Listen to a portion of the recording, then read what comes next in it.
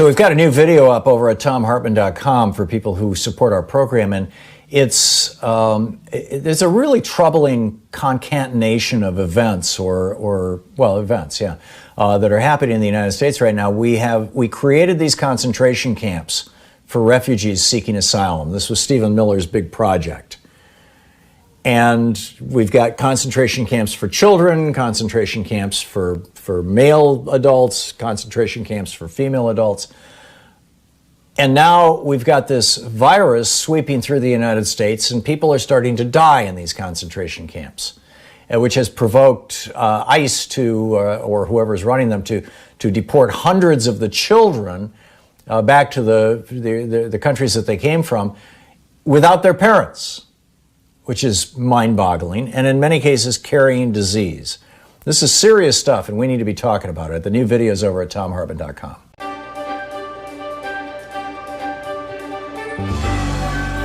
Our book today in the Thom Hartmann Book Club is Measuring What Counts, the Global Movement for Well-Being by Joe Stiglitz, Jean-Paul Fitoussi, and Martine Duran. And this is from the first chapter labeled Overview. The high-level expert group on the measurement of economic performance and social progress, also known as HLEG, builds on the analyses and recommendations of the 2009 Commission on the Measurement of Economic Performance and Social Progress, also known as the Stiglitz-Sen-Fitoussi Commission, in highlighting the role of well-being metrics in policy and encouraging a more active dialogue among economic theory and statistical practice. The report makes explicit the often implicit assumptions hidden in statistical practices and their real-world consequences. Its central message is that what we measure affects what we do. If we measure the wrong thing, we will do the wrong thing. If we don't measure something, it becomes neglected, as if the problem didn't exist. There is no simple way of representing every aspect of well-being in a single number in the way GDP describes market economic output. This has led to GDP being used as a proxy for both economic welfare, like people's command over commodities, and general welfare, which also depends on people's attributes and non-market activities. GDP was not designed for this task.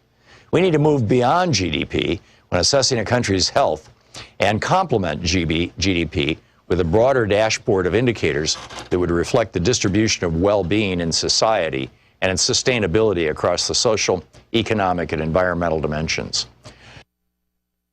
Excuse me.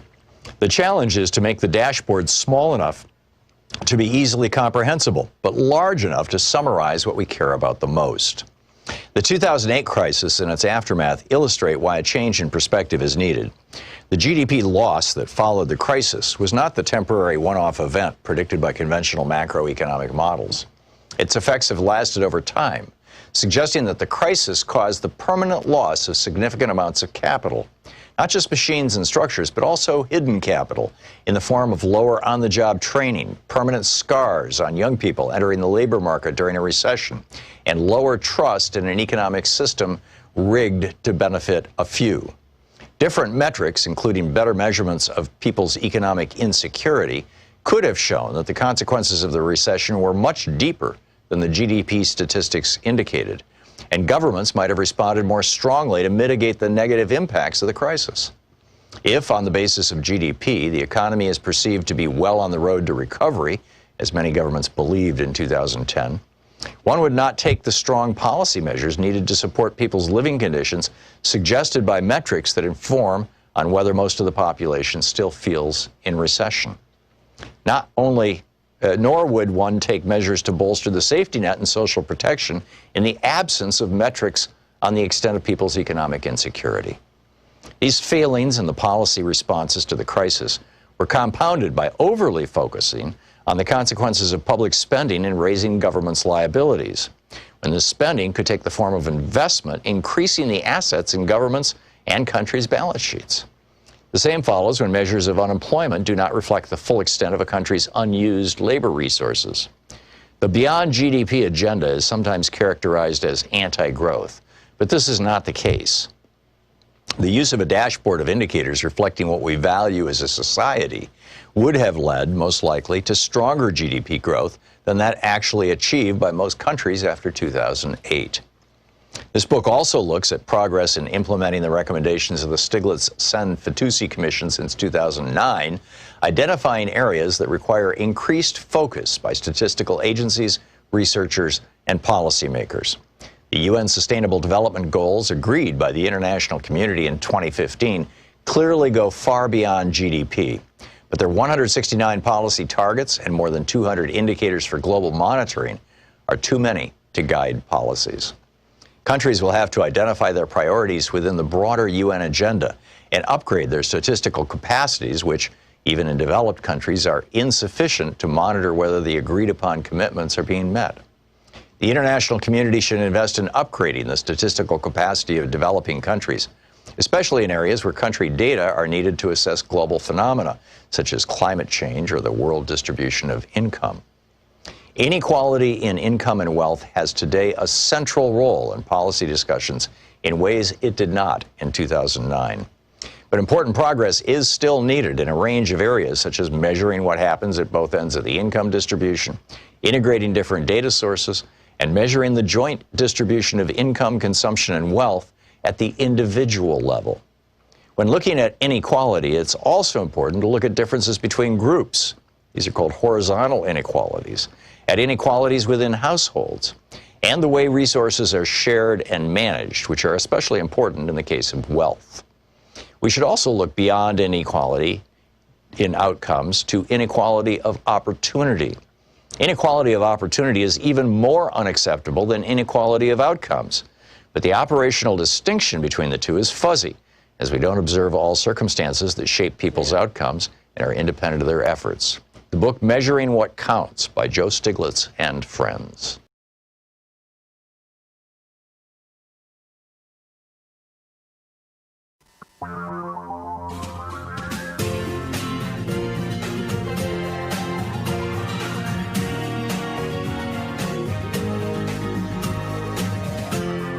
This is the Thom Hartmann Program.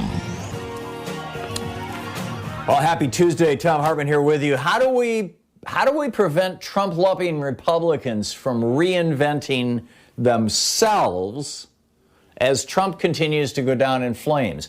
How do we stop the fire that is burning across America in the form of COVID-19? This crisis has the capacity to be apocalyptic. We'll be discussing those topics in the first hour of our program, and the CDC and remdesivir and all this kind of stuff. In our second hour, I want to get into this whole issue of this COVID drug that we paid over $70 million to develop. The Supreme Court just handed down a decision on state funding for religious schools. I will get into that in some depth in our second hour. White supremacists infiltrating our police departments. We'll get into that in our second hour. And in our third hour, Kevin Kamps of Beyond Nuclear is going to be with us. Nuclear waste heading to a town near you. Seriously, strange stuff going on. I mean, very, very strange stuff going on. But I want to start out with this whole issue of Republicans seeming to start to wake up. And what they're waking up to is the fact that Donald Trump is an incompetent, malicious, lying, delusional, white supremacist, dictator-loving racist whose stupidity and spite have led to the death of over 130,000 Americans and, a number that will no doubt be 250,000 by the time of the election. And the Republicans have known this all along. It's like all of a sudden they're starting to say, oh, gee, look at this. He's tweeting white power. How did that happen? Well, the Republicans, let me say that again, the Republicans knew this all along. Back during the 2016 primary, Republican candidate after Republican candidate after Republican candidate, Lindsey Graham, Marco Rubio, Jeb Bush, take your pick. They were all saying, oh, he's a con man, he's a grifter, he's a racist, he's a psychopath. Just go back and look at the comments that they were making about Donald Trump. But these guys are cowards, and they are panderers, and they made the very clear decision when they entered politics as Republicans to put politics ahead of the public interest. I mean, that's what is required of you post-Reagan Revolution if you are a Republican.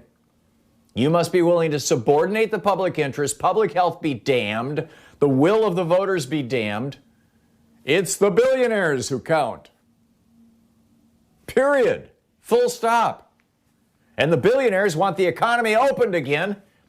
They want their people going back to work, and oh yeah, a few of them will die, and a few of them will get sick, and a few of them will suffer permanent brain damage and permanent kidney damage and permanent eye damage and blindness and all these other conditions that it turns out 20-year-olds are getting.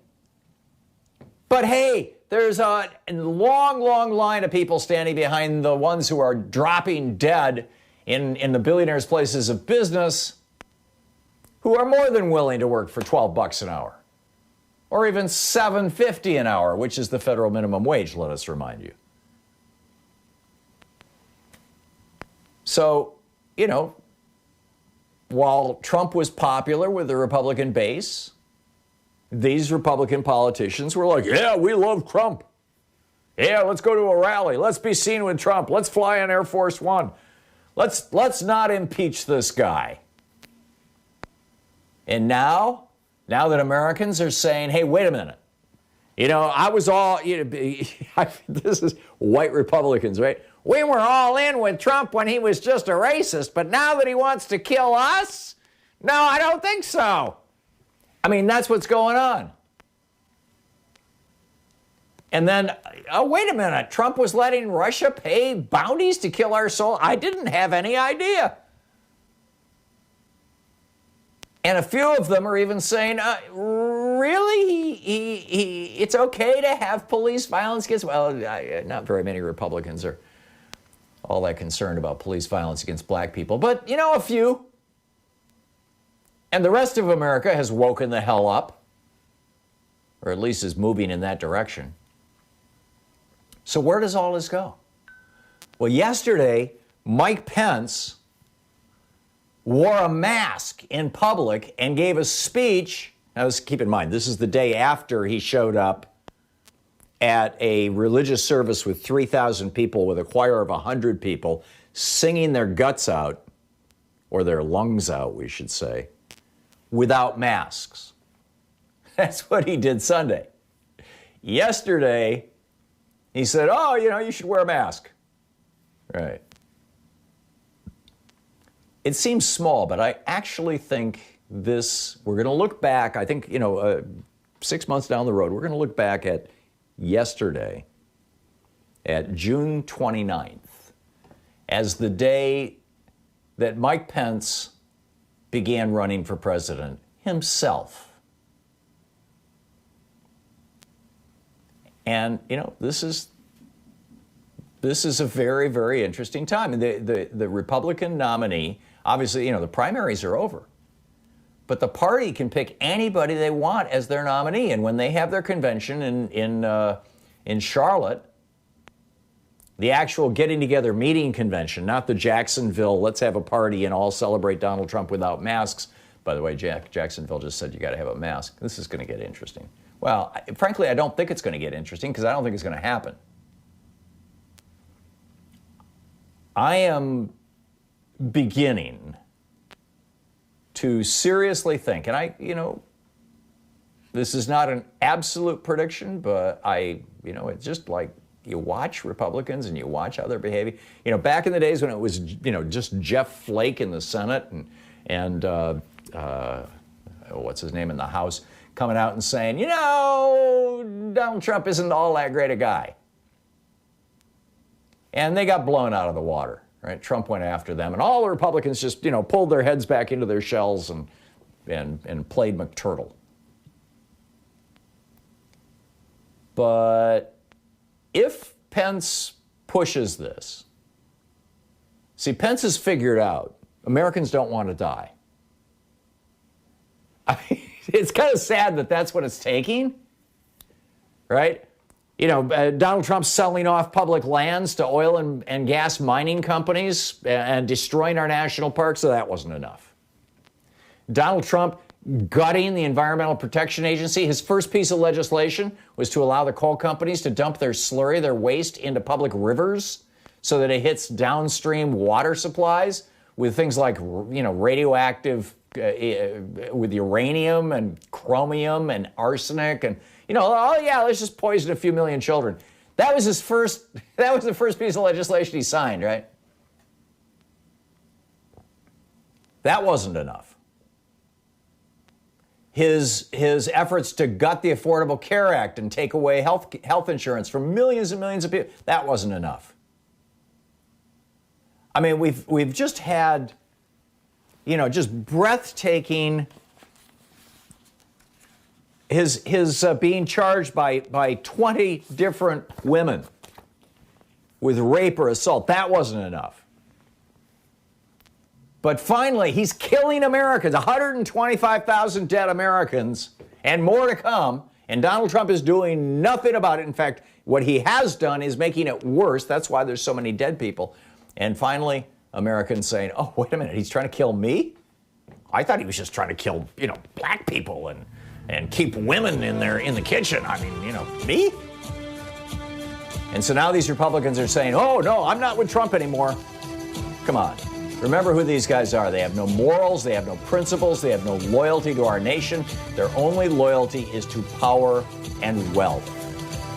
And don't let the media praise these guys. They embraced a criminal. They voted to keep him in office. They voted not to impeach him. And how history must remember their cowardice. This is the Thom Hartmann Program. So I guess, as I said, how do we prevent Trump-loving Republicans from reinventing themselves? It's going to be a challenge. It's going to be a real challenge.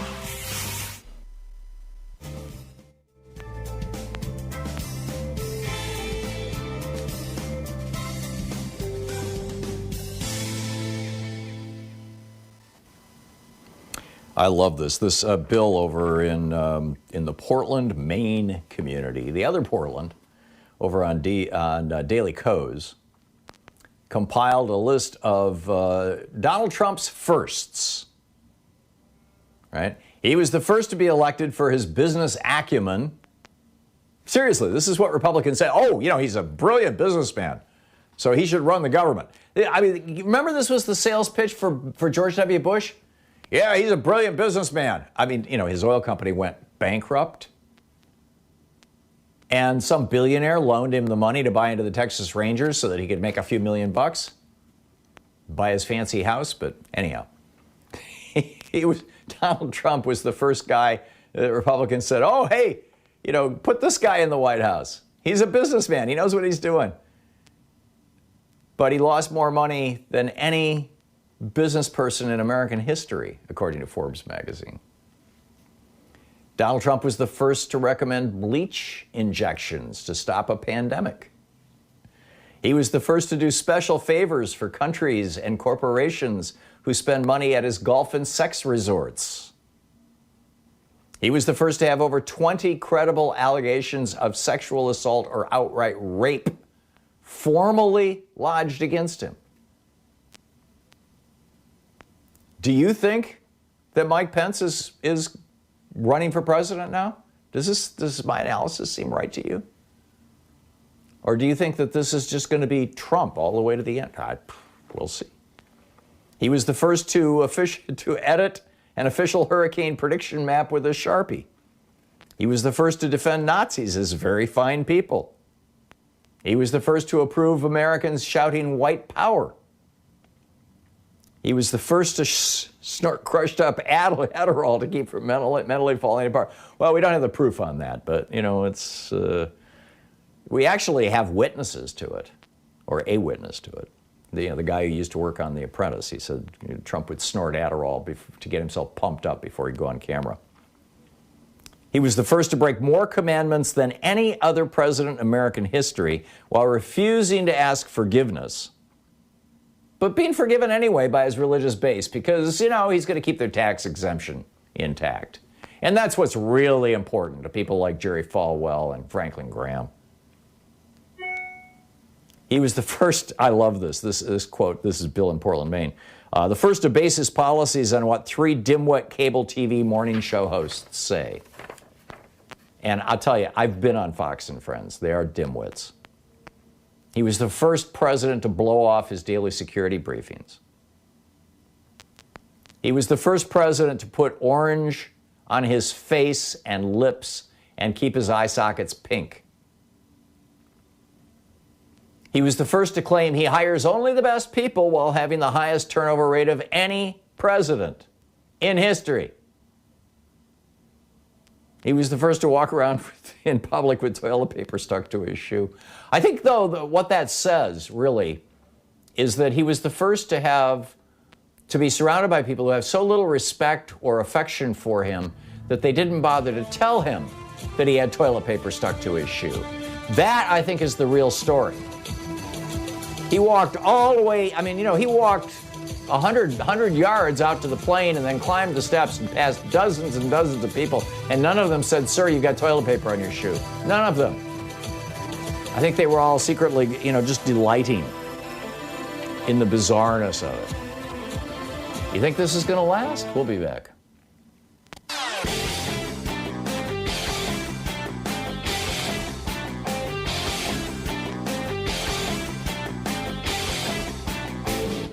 Our 1-hour free podcast recaps our show, and it's available wherever fine podcasts are found. And we have the full 3-hour podcast available over at thomhartmann.com if you want to really support our program.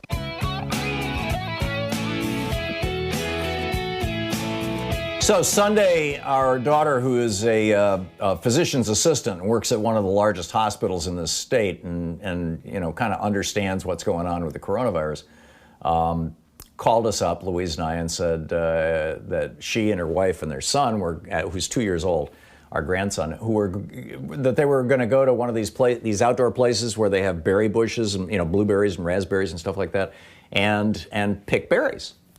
And would we like to join them? We'll all socially distance and we'll all wear masks. And so we went out, and that's what we did all day Sunday. Louise and I came back with pints and pints and pints of blueberries and raspberries. And Louise made a blueberry upside down cake, and it was just wonderful. And we were able to see our grandson, which was so cool, and our daughter and her wife. And we just had a wonderful time.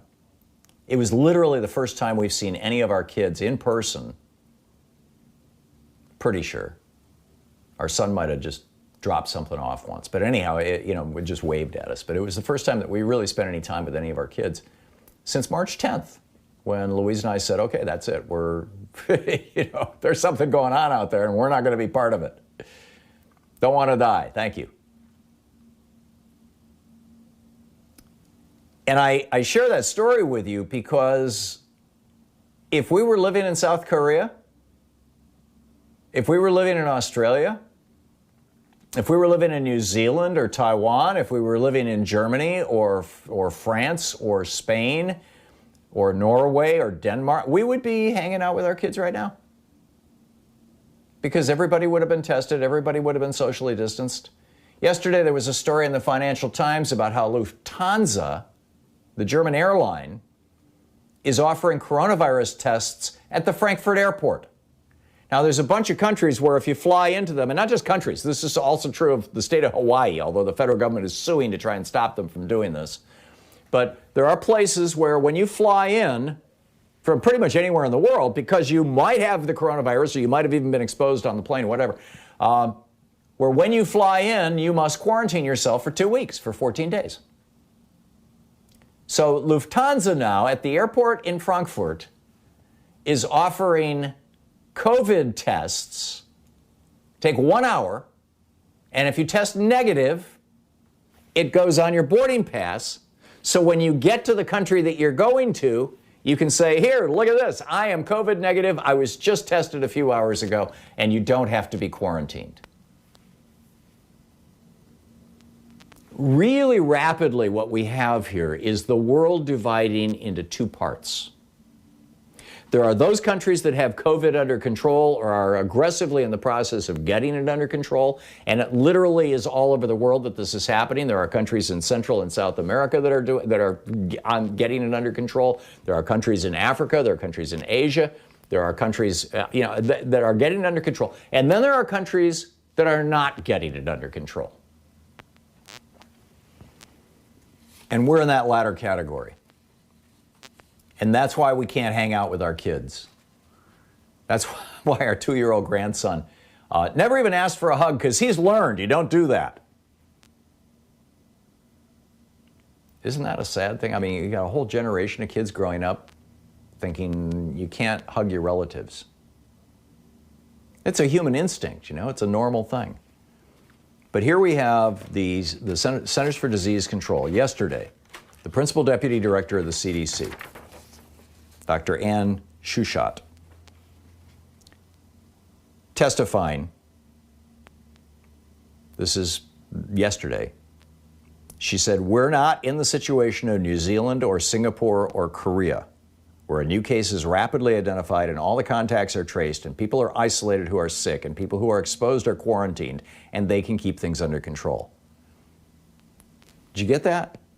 The number 2 person at the CDC said, we're not in that situation of all these other countries. She goes on to say, we have way too much virus across the country for that right now, so it's very discouraging. We do not have a coordinated federal testing program. In fact, the opposite. Donald Trump said, slow the test down. We don't have a national system of case management and contact tracing. We don't have any kind of consistent nationwide regulations on social distancing, on wearing masks, on which businesses should be open, which businesses should be closed, under what circumstances and in which ways. We don't have a national mandate to wear masks, which is the single most effective thing. We know that if a COVID carrier is wearing a mask and you're healthy and you're wearing a mask and you interact with that person, your chance of transmission of getting it from them is only 1.5%. 99 times out of 100, you will not get COVID from a person who actively has COVID if they simply wear a mask and you wear a mask. But is that happening here? No. Yeah, finally Mike Pence said, oh yeah, sure, let's wear masks. Do you think Mike Pence is going to be able to ride this into the White House? Do you think Pence is actually starting to turn on Trump? If he does, do you think he might use the 25th Amendment to try to pull Trump down so that he can be the nominee? Is Mike Pence that calculating? Is he that, I'm lacking words here. Is he that forceful? Is he that strong? Is he that willing? Does he want to be president that much? I don't know. I think we'll find out. But here, in the countries that are getting this under control, cool, they've got it under control. But the International Labor Organization, the ILO, just pointed out that 50% of the entire global workforce is in immediate danger of having their livelihoods destroyed. And the countries like the United States and the countries of Europe, the wealthy countries that are supporting people while they can't work, are not going to be able to do that for forever. They're not even probably going to be able to do that for a number of years or for a number of months. And, we're looking at major disasters all over the world as a result of this. And Donald Trump has thrown us in. You're listening to the Thom Hartmann Program. Call 202-808-9925. And Donald Trump has thrown us in with those countries that are doing nothing or don't have the means to do anything about this.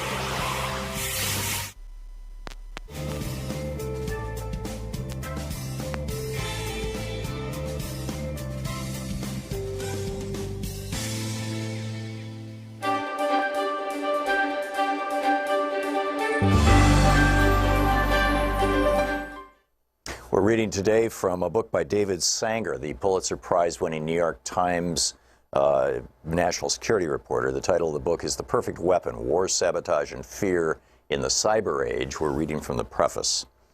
A year into Donald J. Trump's presidency, his defense secretary, Jim Mattis, sent the new commander-in-chief a startling recommendation. With nations around the world threatening to use cyber weapons to bring down America's power grids, cell phone networks, and water supplies, Trump should declare that he's ready to take extraordinary steps to protect the country. If any nation hit America's critical infrastructure with a devastating strike, even a non-nuclear one, it should be forewarned that the United States might reach for a nuclear weapon in response. Like most things in Washington, the recommendation leaked immediately. Excuse me. Many declared it a crazy idea and wild overkill. While nations had turned their cyber weapons against each other dozens of times in recent years, no attack had yet proven to cost a human life, at least directly. Not the American attacks on Iran's and North Korea's weapon programs, not the North Korean attacks on American banks, a famed Hollywood studio, and the British healthcare system, not the Russian attacks in Ukraine, Europe, and then at the core of American democracy. That streak of luck was certain to end soon, but why should Donald Trump or any of his successors take the huge risk of escalating a cyber war by going nuclear? The Pentagon's recommendation, it turned out, was the prelude to other proposals delivered to a president who values toughness and America first to use the nation's powerful cyber weapons far more aggressively. But it was also a reminder of how quickly the fear of devastating cyber attacks has moved from the stuff of science fiction and die-hard movies to the center of American defense strategy. Just over a decade before, in 2007, cyber attacks were missing entirely from the global threat assessment that intelligence agencies prepare each year for Congress. Terrorism topped that list, along with other post-9/11 concerns. Now the hierarchy has been reversed. For several years, a variety of cyber threats, ranging from a paralyzing strike on the nation's cities to a sophisticated effort to undercut public confidence in its institutions, has appeared as the nation's #1 threat on the list. Not since the Soviets tested the bomb in 1949 had the perception of threats facing the nation been revised so quickly. Yet Mattis, who had risen to 4-star status in a career focused in the Middle East, feared that the 2 decades spent chasing al-Qaeda and ISIS around the globe had distracted America from its most potent challenges. Great power competition, not terrorism, is now the primary focus of U.S. national security, he said in early 2018. America's, quote, competitive edge has eroded in every domain of warfare, including the newest one, cyberspace. The nuclear strategy he handed Trump gave voice to an inchoate fear among many in the Pentagon that cyber attacks posed a threat unlike any other, one that we had completely failed to deter.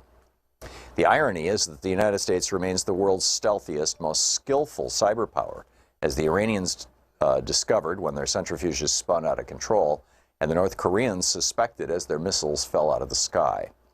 But the gap is closing. Cyber weapons are so cheap to develop and so easy to hide that they've proven irresistible.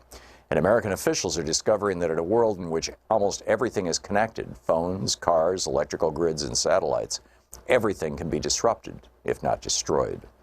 For several years, the thinking inside the Pentagon was that only nations with nuclear weapons could threaten America's existence. Now that assumption is in doubt.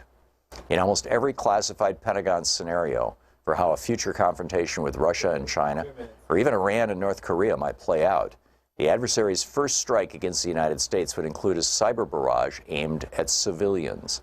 It would fry power grids, stop trains, silence cell phones, and overwhelm the internet. In the worst-case scenarios, food and water would begin to run out. Hospitals would turn people away. Separated from their electronics and thus their connections, Americans would panic and turn against one another. The Pentagon is now planning for this scenario because it knows many of its own war plans open with similarly paralyzing cyber attacks against our adversaries, reflecting new strategies to try to win wars before a shot is fired.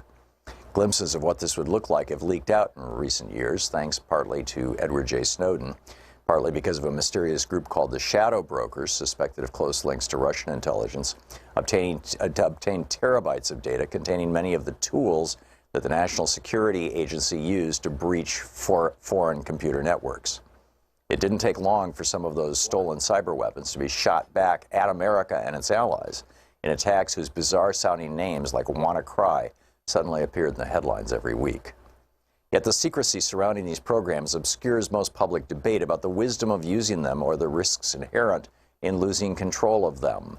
The government's silence about America's new arsenal and its implications poses a sharp contrast to the first decades of the nuclear era.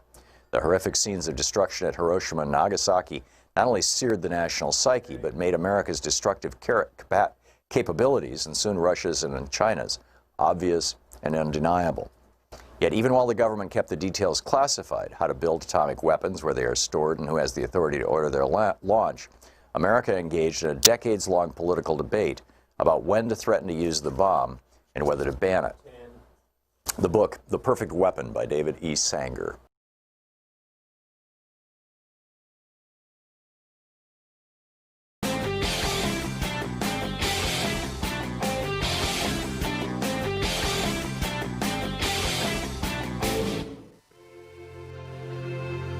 On the Science Revolution this week, Dr. Michael Mann with the Earth Systems Science Center at Penn State University is here on the impact of the Arctic hitting a whopping 100.4 degrees Fahrenheit, the hottest temperature on record for the Arctic. Should we be worried? Professor Jeffrey D. Sachs drops by on COVID-19 reversing globalization. And the Toxics Program advocate with U.S. Public Interest Research Group, Danielle Melgar, is on the show. Why are we ignoring rocket fuel in our drinking water? Tune in wherever fine podcasts are available.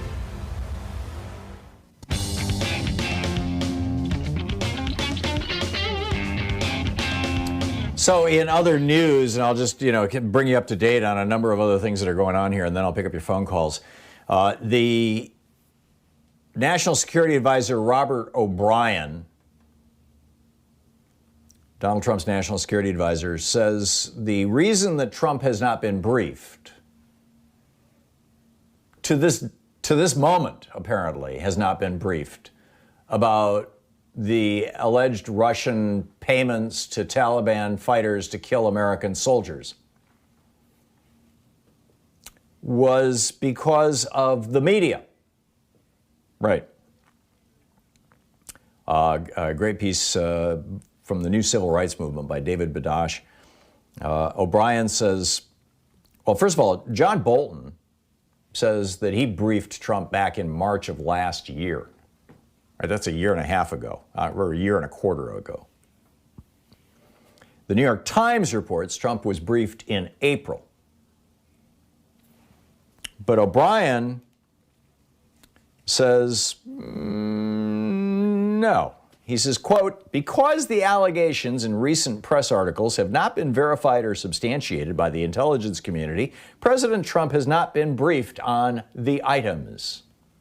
Now, what the hell are the items? He did not expand. But he did say that anybody who leaks this stuff about Trump could go to jail. He says, to those government officials who betray the trust of the people of the United States by leaking classified information, your actions endanger our national security. Let me be clear, there's nothing more important to President Trump than America's security and the safety of our men and women in uniform. He has demonstrated this commitment time and time again. But did he know? Right. Meanwhile, the European Union, 27 countries, got together and said, who are we going to let in? Well, let's see. People from Algeria, they've got the virus under control. Australia, this is alphabetical. Australia, they've got the virus under control. Canada's got it under control. Georgia, Japan, Montenegro, Morocco, New Zealand, Rwanda, Serbia, South Korea, Thailand, Tunisia, and Uruguay. Those countries all have the virus under control. You guys, you're welcome to come into the European Union. The outdoor cafes are open. We would love your tourists. No problem. And they'll add China to that list if China will drop their restrictions on Europeans coming to China. But the United States, no, sorry. Americans, you guys are crazy. You guys have fire burning through your country that we don't want here in Europe. And to that point, on July 3rd, we're going to celebrate, the 4th of July. And the governor, Kristi Noem, the governor of South Dakota, which is where Donald Trump wants to have a giant fireworks display and a huge crowd adoringly, lovingly shouting, Trump, Trump, Trump. 7,000 people. And the governor of South Dakota says, cool. We will have a large event on July 3rd, she said. We told those folks who have concerns that they can stay home. We will not be social distancing. This is what she said last night on Fox News on Laura Ingram's show. Honest to God. Sometimes you think, like, stupid has got to be contagious. South Dakota has 6,716 positive cases right now. And then, finally, it turns out that after Trump tweeted the white power rant on Sunday morning, it set off an explosion inside the White House as people were all freaking out. But Trump went golfing with Lindsey Graham and left his phone. They say he, quote, put down his phone, close quote. Now, what does that mean? Did he leave it in the golf club changing room? Did he leave it on his cart? I don't think he gave it to a Secret Service person because they probably would have answered it. For 3 hours, the White House was desperately trying to reach Trump to say, hey, you've got white race. They're shouting white power on the thing you just tweeted. And finally, Jared Kushner got a hold of him. And then apparently also Kayleigh McEnany got in touch with him. And they said, this is not a good thing. And Trump was like, that's not a big deal. And so then Tim Scott, the only black Republican in the Senate, comes out and says, this is not a good thing. And so Trump goes, well, okay, I'll delete it, but I'm not going to apologize for it. And here we are. So let's pick up your phone calls. Harry in Aurora, Colorado. Hey, Harry, what's on your mind? Oh, hang on. Tom, hi. Hey, Harry, what's up? Well, I just spoke to a lady in Canada. I had to order a charger for my I have a computer reader, and I couldn't find the charger. Anyway, we started talking about the virus and what's going on in Canada, and they have a setup whereby they have open restaurants and public places, but the largest group can be 10, and there has to be at least, I forget how many, there has to be people from different locations in that group. They can't all be from the same group or the same place. So she said it's very organized, and we're doing very well, and I just, yeah, they've got contact tracing in place. They've got testing. We have Apple TV here, Louise and I in the house, and there's an app for the Apple TV thing that just a little box that you plug into your monitor, and there's an app for CBC, Canadian Broadcasting Corporation. And when I want my news fix and I turn on the American networks, MSNBC, CNN, and they're just recycling the same 4 stories over and over and over, hour after hour after hour, I open the CBC app and watch the Canadian news. And so I get, a couple hours of Canadian news every week, mostly on weekends. And it's fascinating. I mean, this is one of the reasons why the European Union said, Canadians, we'd love to have you come. Yeah, you got it. Harry, I got to move along, but thank you for the call. Terry in Eugene, Oregon. Hey, Terry, what's up? Hey, Tom. I wasn't sure if you're paying attention to the hearings. Maybe not paying attention, but during the hearings today, I just found it interesting. Are you talking about when Fauci was testifying before Congress? Yeah, but I'm talking about a better part. Rand Paul from Kentucky, I believe, clearly stated, I was talking to the sweet lady that answered the phone, the very nice lady that you have answering the phone. She heard the same thing. He actually said from his mouth, yes, do not listen to the experts. I'm tired of the country listening to the experts about the virus. Looks over at Fauci and says, you're being too hypocritical. Every time you speak, you have nothing nice to say. I just found that incredibly irresponsible, that we're not supposed to listen to the actual experts. Sweet Jesus. That's my comment. I mean, this is just Rand Paul becoming his dad. I don't know how to put it other than that. I don't want to generalize, but it's almost like Republicans don't want people to be healthy. All they care, it seems like to me anyway, all they care about is like, let's move on. So he shows all these charts of all these other countries having school in session. And he's upset because our school kids aren't able to go back to school right now. And my point to him was... But all those other countries have contact tracing and testing in place. And they waited. All those other countries are mandating mask wearing. I'm sorry? Yeah.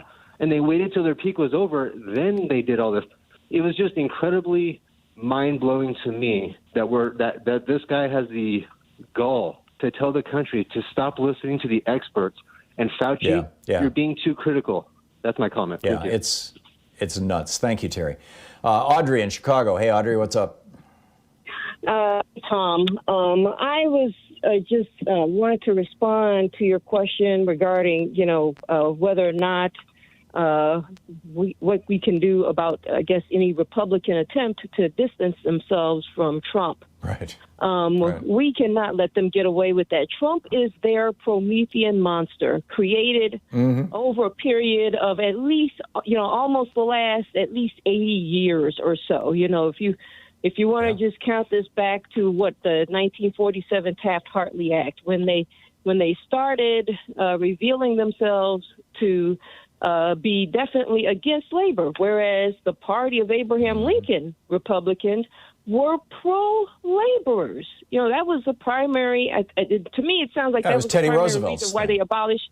Yeah, exactly. That's why they wanted slavery abolished. I mean, you have white workers competing against $0 per hour. This iteration of the Republican Party is racist, and they've been race baiting their way into power for all these decades. So now it's time for us as voters to make them own it. Amen. Amen. Audrey, thank you. Thank you. You put a nail right at the very end of my rant. It was just perfect. It's 45 minutes past the hour. We'll be right back. You're listening to Thom Hartmann. Visit thomhartmann.com for audio and video archives. As in, nailed it. Anyhow, we'll be back. It's 15 minutes before the hour here on the Thom Hartmann Program. The place where we dare to ask, is Walmart a person? And we dare to say no.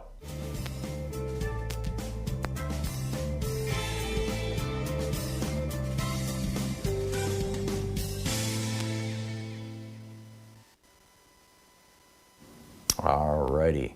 Welcome back. Richard in Pasadena, California. Hey, Richard, thanks for listening to KPFK. What's up? Oh, my pleasure. Thank you for doing what you're doing. The one country that you left out of who's doing better than us, Vietnam, with a 1,000-mile border with China. They got the same information as Trump back in December. They went into the mask and hand clearing. In February, middle of February, they got their first case. They got to 100 in a month, 200, then 300. They had 353 cases, 330 recovered, 0 deaths, 0. And that's the difference between their leadership and ours. Yeah. The one problem with the Vietnam statistics, Richard, is that Vietnam's government is a kind of hardcore fascistic pseudo-communist government.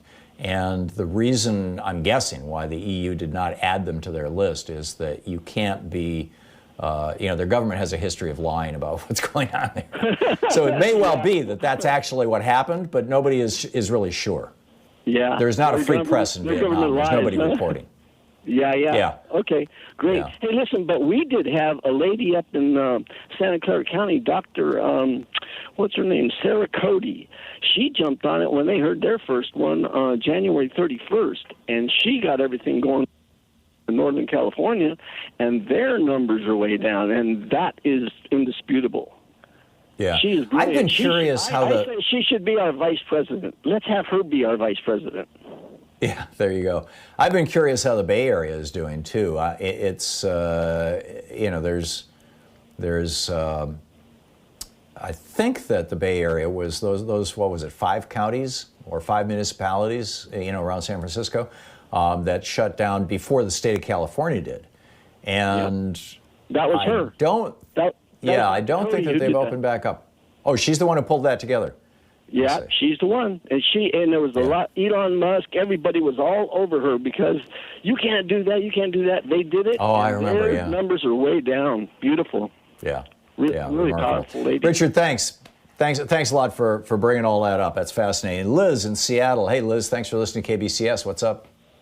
Hi, thank you for taking my call. You said something that struck a chord with me when you said that something to the effect of Pence would possibly use the 25th to step up and become the Republican candidate. When Trump was first elected, the crazy thought occurred to me that he was like the emotional vote and won and to take the presidency. However, the original plan possibly would be that Trump would say, aha, I won, my ego is satisfied, and he would step aside, and Pence would actually step in for the presidency. And then once Trump got a taste of the power, he says, no, I think I want to play this game for a while. And so I was just curious what your opinion is with that thinking. And I'll take your response off the air. Well, I think, Liz, that early on that would have been wishful thinking. Right now it's hopeful thinking. Okay. We'll find out. I mean, what you're looking at is the Kruger-Dunning effect in multiplication, in amplification. This theory that people like Donald Trump do not realize how stupid or incompetent they are and believe that they're smarter than they are and that they can do more than they can. It's really sad. Liz, thank you for the call. We'll be right back. It's 10 minutes before the hour. We'll be short.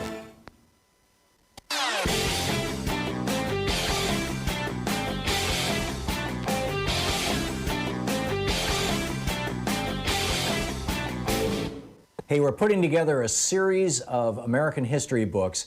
It started with the hidden history of guns and the Second Amendment. Then we had the hidden history of the Supreme Court, the betrayal of America. Then the hidden history of the Republican war on voting. Coming out soon is the hidden history of monopolies, how big business destroyed the American dream. And then next spring, it's going to be the hidden history of oligarchy and tyranny. So we've got a new video over at thomhartmann.com for people who support our program. It's about private equity firms. You know, Mitt Romney's company, Bain Capital, and Steve Schwartzman's Blackstone, and some of these private equity groups have long been considered risky investments. I mean, you know, billionaires put money into these things, and sometimes they produce really high returns, but they also have huge fees, and they operate kind of like a black box. There's all kinds of hidden stuff. And what they have been salivating about for years, Schwartzman talked about this just a few days after Donald Trump was inaugurated. Well, they wanted to get their hands on people's 401ks and IRAs, people's retirement money, their pension funds. And it's been illegal. And Trump and Eugene Scalia, the head of the Labor Department, just legalized this practice. The consequences could be dramatic. The video's over at thomhartmann.com.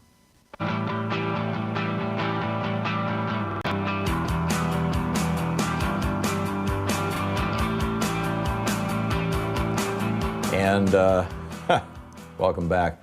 Boy, what an amazing week this is. Fran in Florida, Massachusetts. Hey, Fran, what's up? Hi, Tom. Thank you for taking my call. I've got a question for you there. Many European countries are handing out thousands of dollars, depending on the country, on a monthly basis for the virus relief. And To keep their people we gave afloat. Yeah, they're doing that to keep their people afloat, and they're doing it either direct payments to the citizens or via the employers. And the net of that is that the employers are not laying people off. You've got unemployment rates in Scandinavia that are running around 6% right now. Here in the United States, we're closing in on 20%. Yeah, but my point is that a lot of these programs are coming to an end. They had a time limit on them. Yeah, here in the U.S. And like I said, we got a one-shot deal of $1,200, and these many European countries are paying out, you know, a couple $1,000s up to multi-$1,000. I don't know what the circumstances are, the size of the family or whatever. No, they're doing it, and the European countries are holding their people. You know, they're basically protecting their people. Here in America, we're protecting the banksters and the big corporations. Was there a question in there, Fran? Yeah, we also got a big crisis coming up because these programs are ending. Yes. The next big crisis is going to be these people getting evicted from their apartment. I think this fall we are going to see an absolute screaming, flaming disaster. It's probably going to start in September. There's going to be a banking crisis. There's going to be a homelessness crisis. There's going to be, mortgage crisis. I mean, I just think right across the board, all this stuff is going to come to a head. And here in the United States, anyway, I don't think that that's going to be happening in other countries, or at least the countries that have dealt with this well, like Canada, for example. Speaking of Canada, Yaz in Toronto, Canada is on the line. Hey, Yaz, what's up? Hey, how's it going? So I actually had two really quick points. So the first one was, referring to an earlier caller talking about how Canada's handled it. So I live in Toronto, and absolutely, groups of 10, big spacing. We have 100,000 total cases. Chicago's about the same size. You have 2.6 million cases in Chicago. Now, I don't understand why anybody seeing that would disagree with the simple thing of wearing a mask. I mean, I'm driving down the street right now, and I have not seen a person today not wearing a mask. I mean, it's not even mandatory. It's just common sense. So why would somebody protest it? I just don't understand. I don't get it.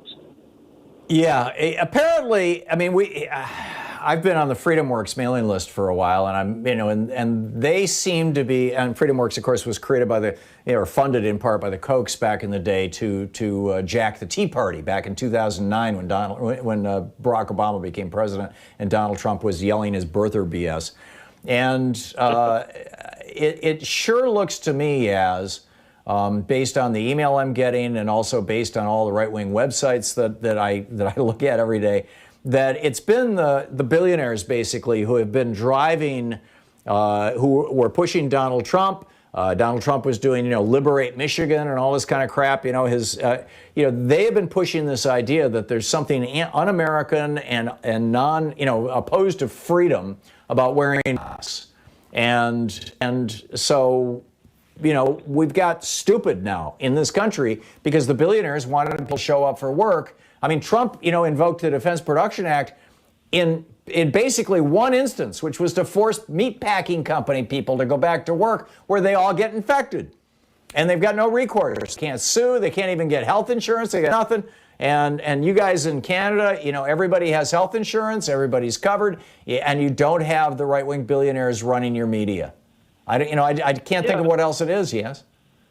But I mean, we have I'm a pretty conservative guy by Canadian standards, absolutely. But, this sounds like a seatbelt. I mean, wouldn't freedom to breathe be like not wearing a seatbelt? But you wear one because it's common sense. It keeps you and other people safe.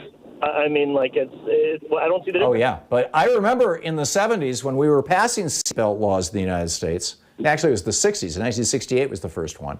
And there was the same thing. There was all these people saying, they're trying to take away my freedom. It was the exact same thing. Yeah. They did it with seatbelts. They did it with plastic bags. They did it with plastic straws. They did it with bottle deposits, 10-cent deposits on beer cans. I mean, every single time the billionaires got people to freak out because something might have diminished their profits slightly. Yeah, absolutely. So the one quick other thing that I just wanted to bring up was the whole Trump policy on immigration visas, right? I mean, cutting the H-1Bs. Now, I went to grad school in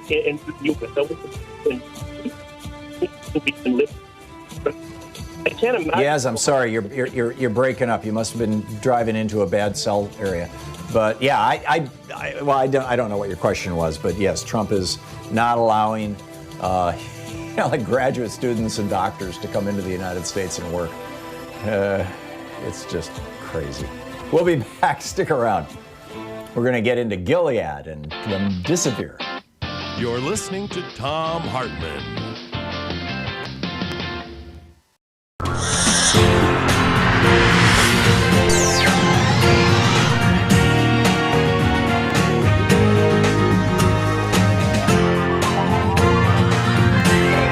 We say fight back!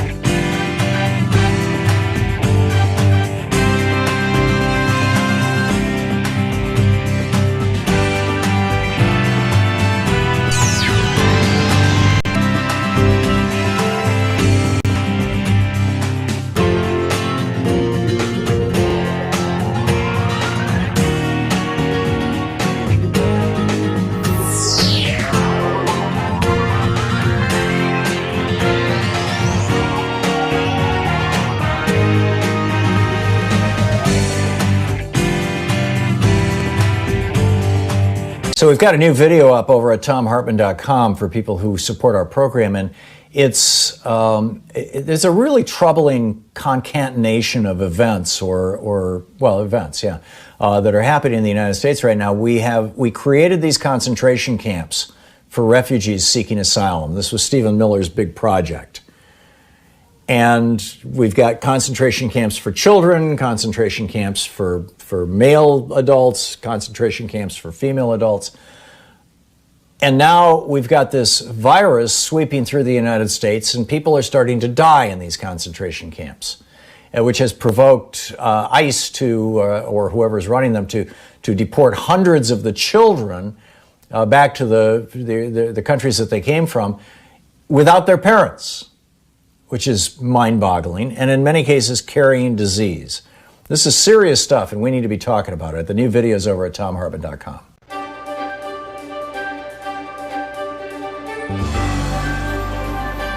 Our book today in the Thom Hartmann Book Club is The Decadent Society, How We Became the Victims of Our Own Success by Russ Douthat, a New York Times columnist.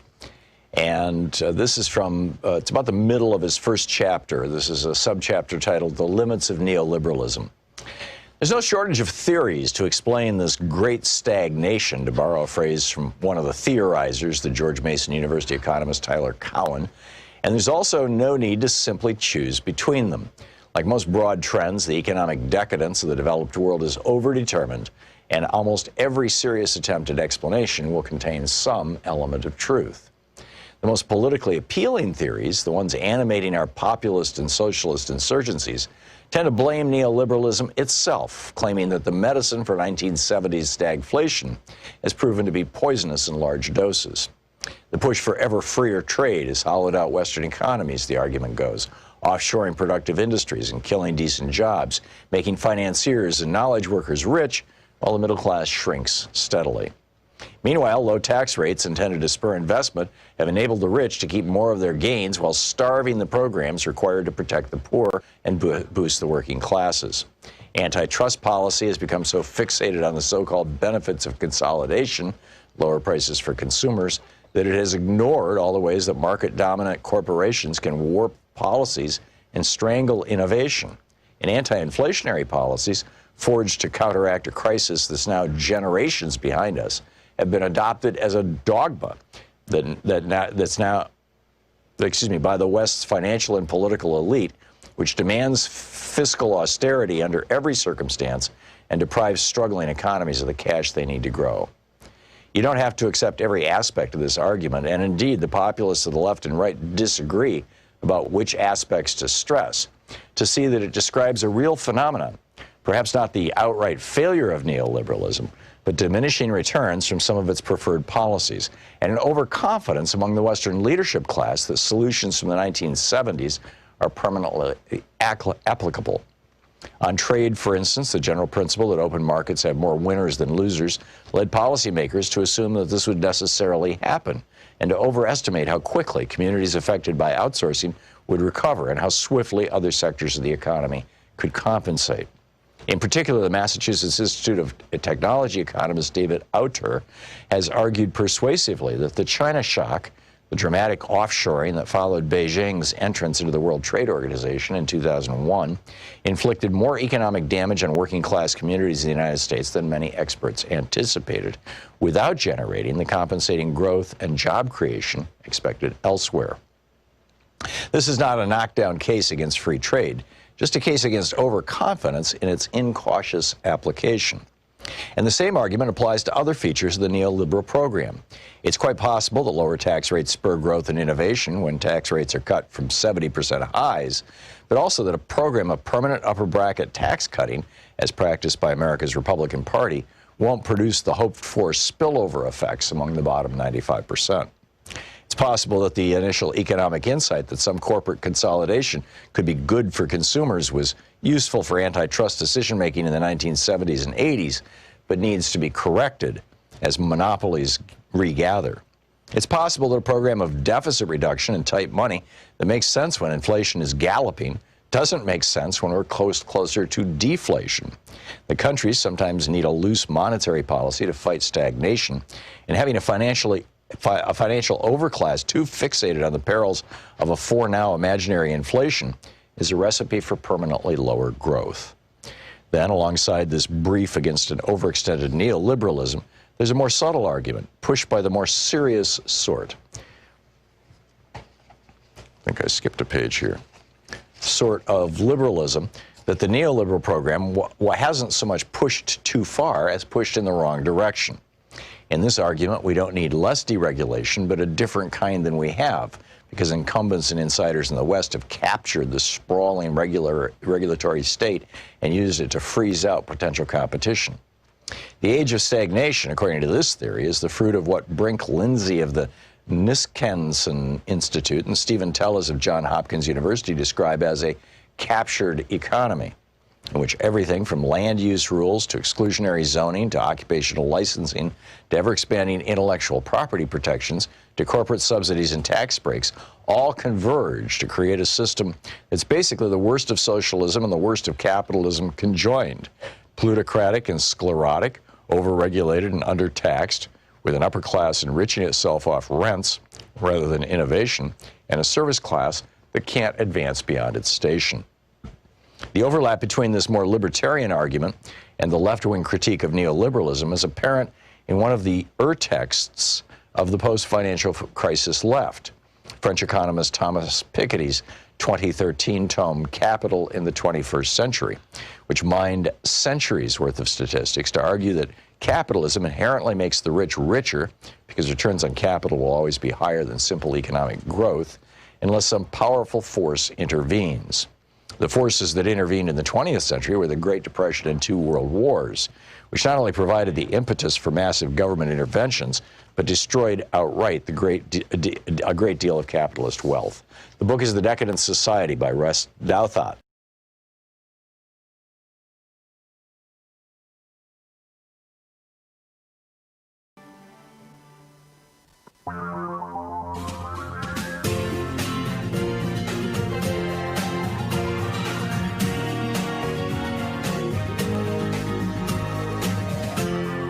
This is the Thom Hartmann Program.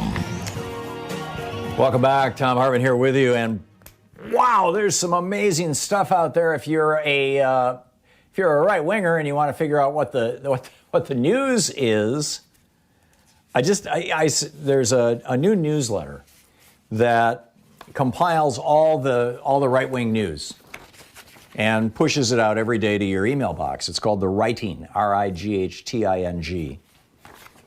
And I subscribed, and it's really amazing. I mean, these are the top stories from right-wing news.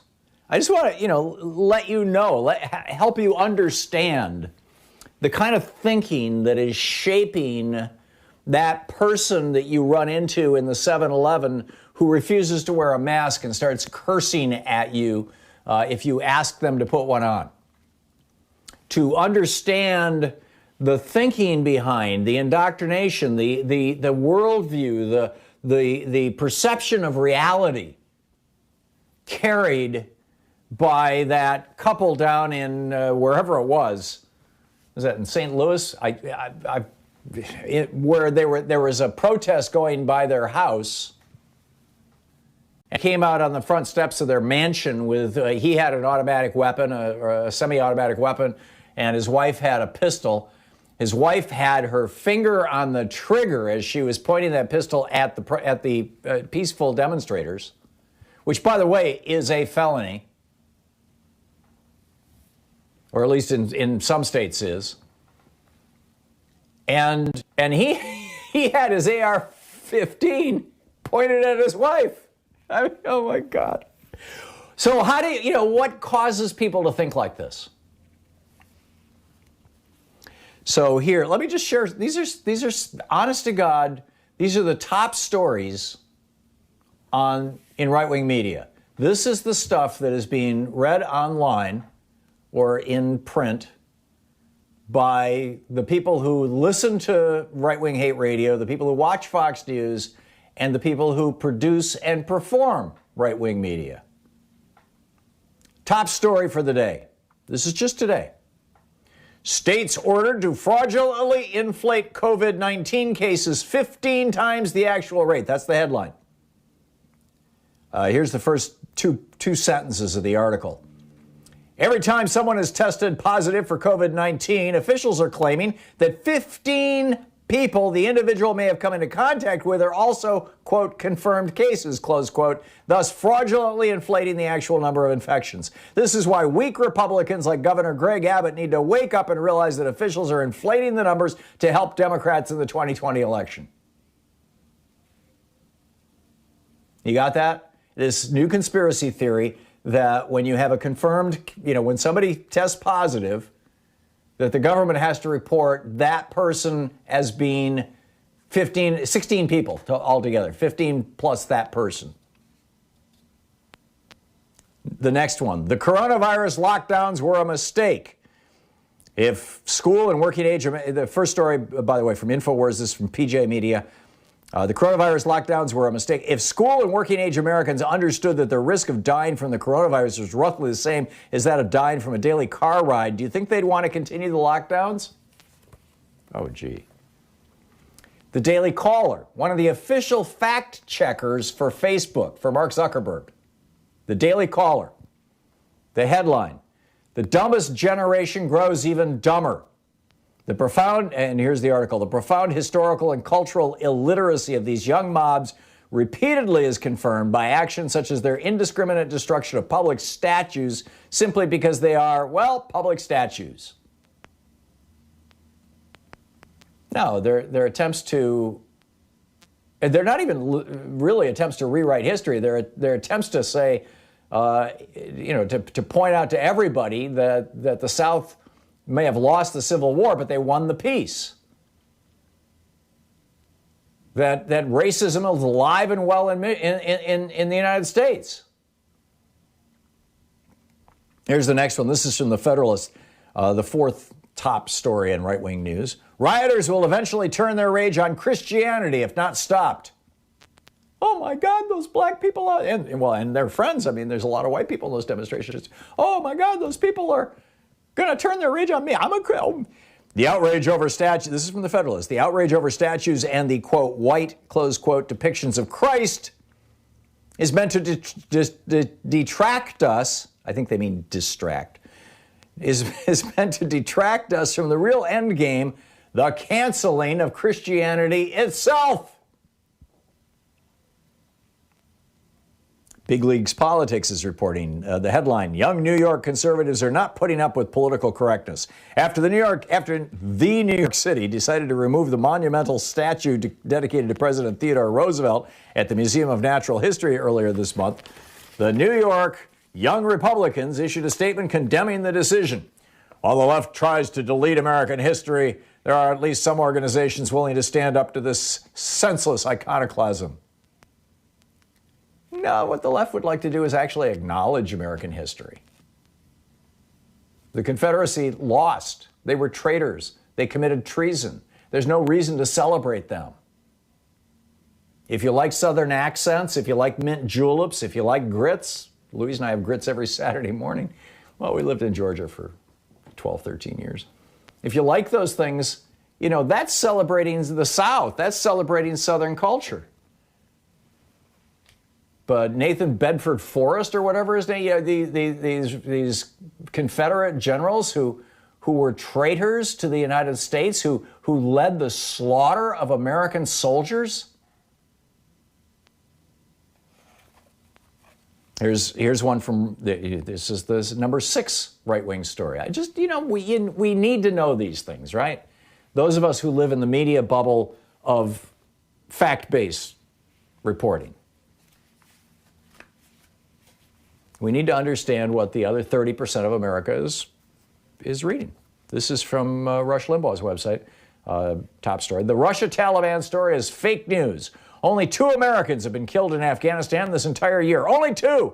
We don't have a massive swath of murder out there taking place of American troops. This is anonymous source allegations, just like all the other lie stories with Russia meddling in the New York Times for nearly 4 years. It probably is a fake intelligence report, just like the Golden Showers story. Right. And then it was St. Louis, the couple who went out with the guns in front of their mansion, these two wealthy lawyers in St. Louis. The headline over at Newsbusters, media misleads about peaceful BLM mob harassing armed St. Louis couple. After a Black Lives Matter mob entered a gated community and shouted threats on their way home to the home of St. Louis's Democrat mayor. They can't even say the name of the party. They're so dysfunctional. Honest to God, either they don't know that the Democratic Party is called the Democratic Party, or they believe that their right-wing followers, are so stupid. Well, in any case, to the home of St. Louis's Democrat mayor Sunday, a couple who brandished firearms while protecting their home has been targeted by the media as the real villains in the story. Just incredible. Trump's goose isn't cooked yet from American greatness. In their preemptive exuberance, the president's enemies have begun what amounts almost to a post-mortem of the Trump era. This prematurely fattened goose is cackling too loudly and too soon for several reasons. And it goes on. I mean, there's several more pages of it, but, my brain is starting to explode here. The House of Representatives yesterday, Nancy Pelosi and Democrats just passed an expansion of the Affordable Care Act. Of course, Mitch McConnell will not allow there even to be a discussion about it in the Senate, but this would expand subsidies. So if you're getting health insurance, the price would go down. It would allow Medicare to negotiate prescription drug prices, so the cost of your drugs will go down. It would end the Trump administration's junk insurance plans that don't cover pre-existing conditions and all that sort of thing. But, hey, good stuff for the people. Therefore, the Republicans don't want it. This is the Thom Hartmann Program. Not to mention the fact that it might slightly reduce the profits of the banksters that call themselves health insurance companies. We'll be back with more of the news of the day and your calls in just a minute.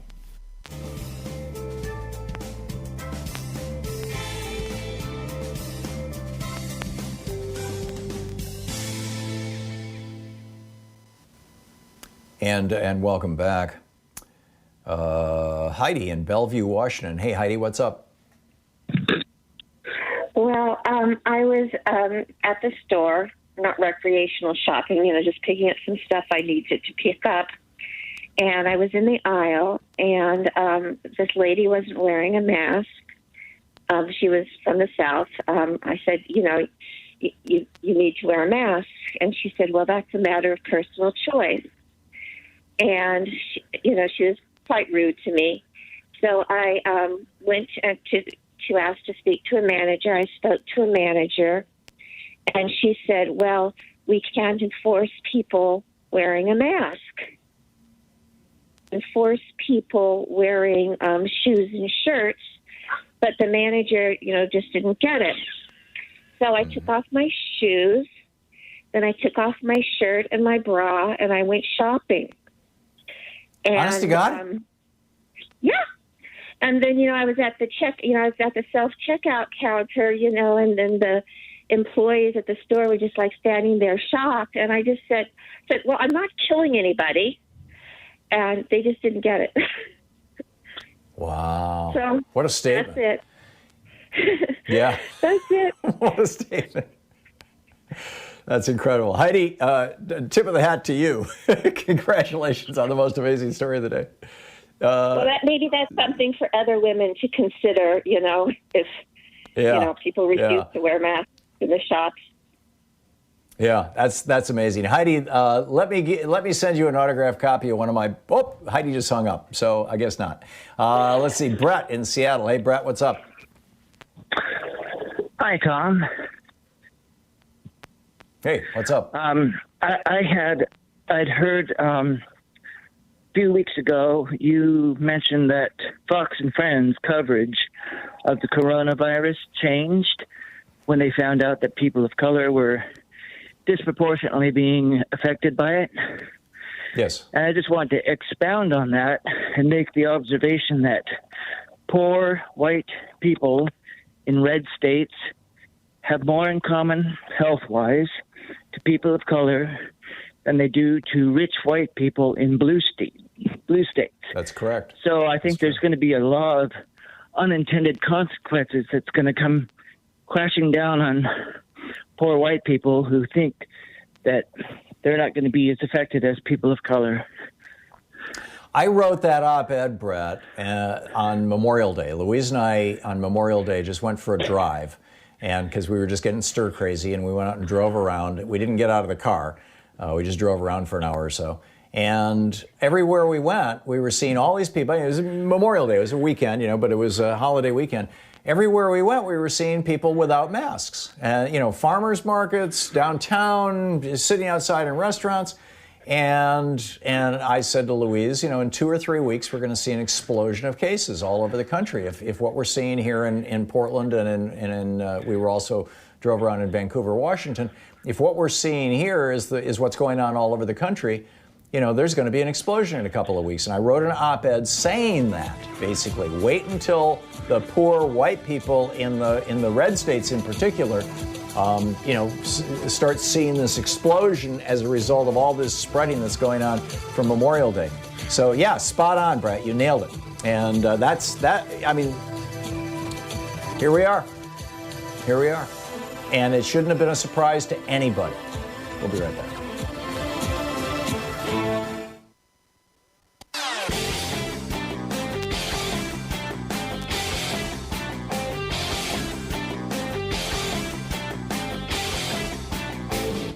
Our 1-hour free podcast recaps our show, and it's available wherever fine podcasts are found. And we have the full 3-hour podcast available over at thomhartmann.com if you want to really support our program.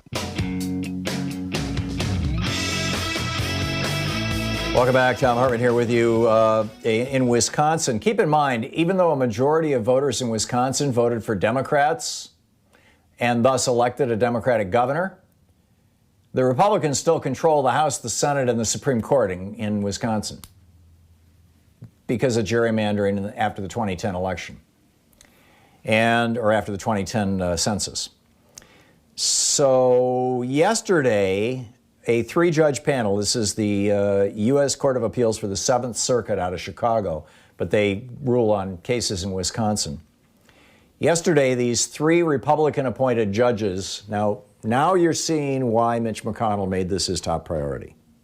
Judges, judges, judges. Yesterday, 3 Republican-appointed judges overturned a 2016 ruling that in Wisconsin, early voting was okay.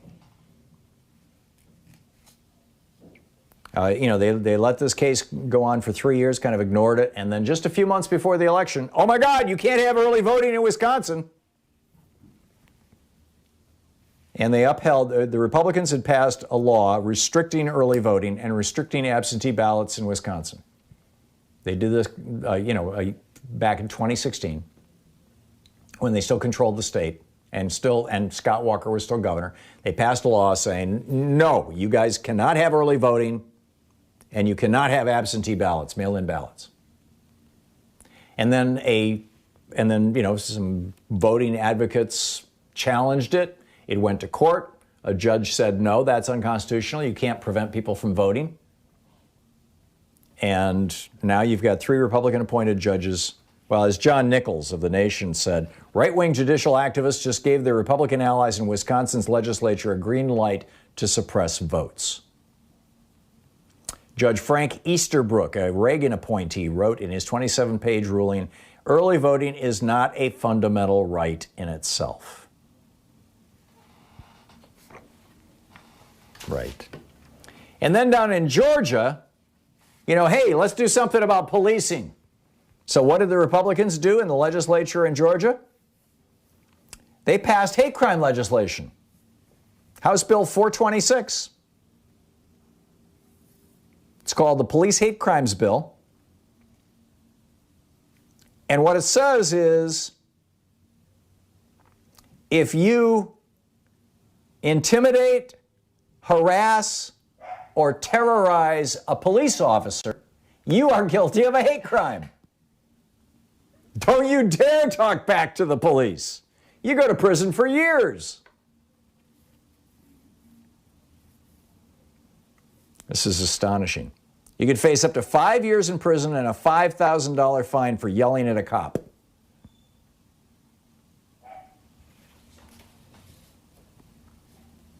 It's just breathtaking. This is the Republican answer to police violence.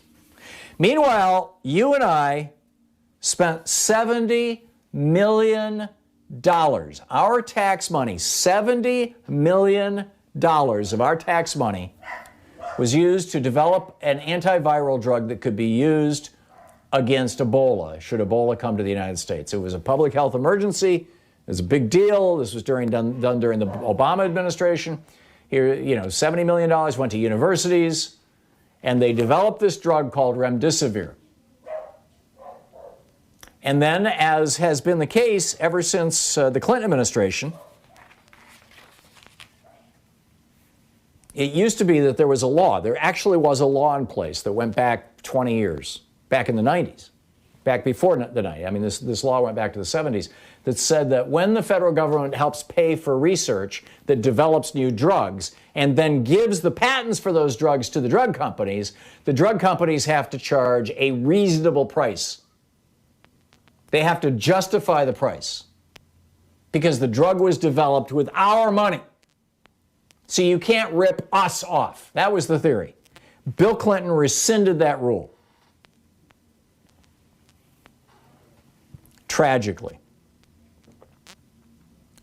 And the Obama administration kind of passed on doing anything about it. And then Democrats in Congress said, well, let's at least let Medicare negotiate drug prices, and the Republicans filibustered that and blocked that. And so now we spent $70 million developing this drug that, this anti-Ebola drug that now it turns out reduces the time to recover from a COVID infection by 30%, by about a third, 31%. The drug costs $1 a pill to make, or $1 a dose. It's a 5-day treatment. $5. Gilead is the company that we gave the patent to. They could sell this stuff for $10 and make a profit. Literally. But their CEO, Daniel O'Day, who made $29 million last year on the $5.4 billion in profits that his company made ripping off Americans on pharmaceuticals, said, yeah, it costs us a buck. We could sell it for 10, but we're going to sell it for 3,000. Screw you, America. This is Daniel O'Day, Gilead's CEO. He wants his multi-million-dollar paycheck. His stockholders want their dividends. To hell with people. And you and I paid for this. Finally, there was a Supreme Court ruling this morning, very close to Betsy DeVos's heart. The Constitution says there's a wall. Well, the Constitution doesn't use the phrase wall of separation, but there's supposed to be this wall of separation between church and state, and it has been honored up until recently. But the Supreme Court said that if the state is giving money to private schools that are not religious, which, Betsy DeVos has privatized more than half the schools in Michigan now. She's from Michigan. If the state is going to subsidize schools that aren't religious, the state has to give equal money to schools that are religious. Jerry Falwell and Franklin Graham, all these guys in the religious school industry scam are celebrating. The Thom Hartmann Program. Call 202-808-9925. It's mind-boggling. The state is subsidizing religious education. Thanks to the Supreme Court. We'll be back.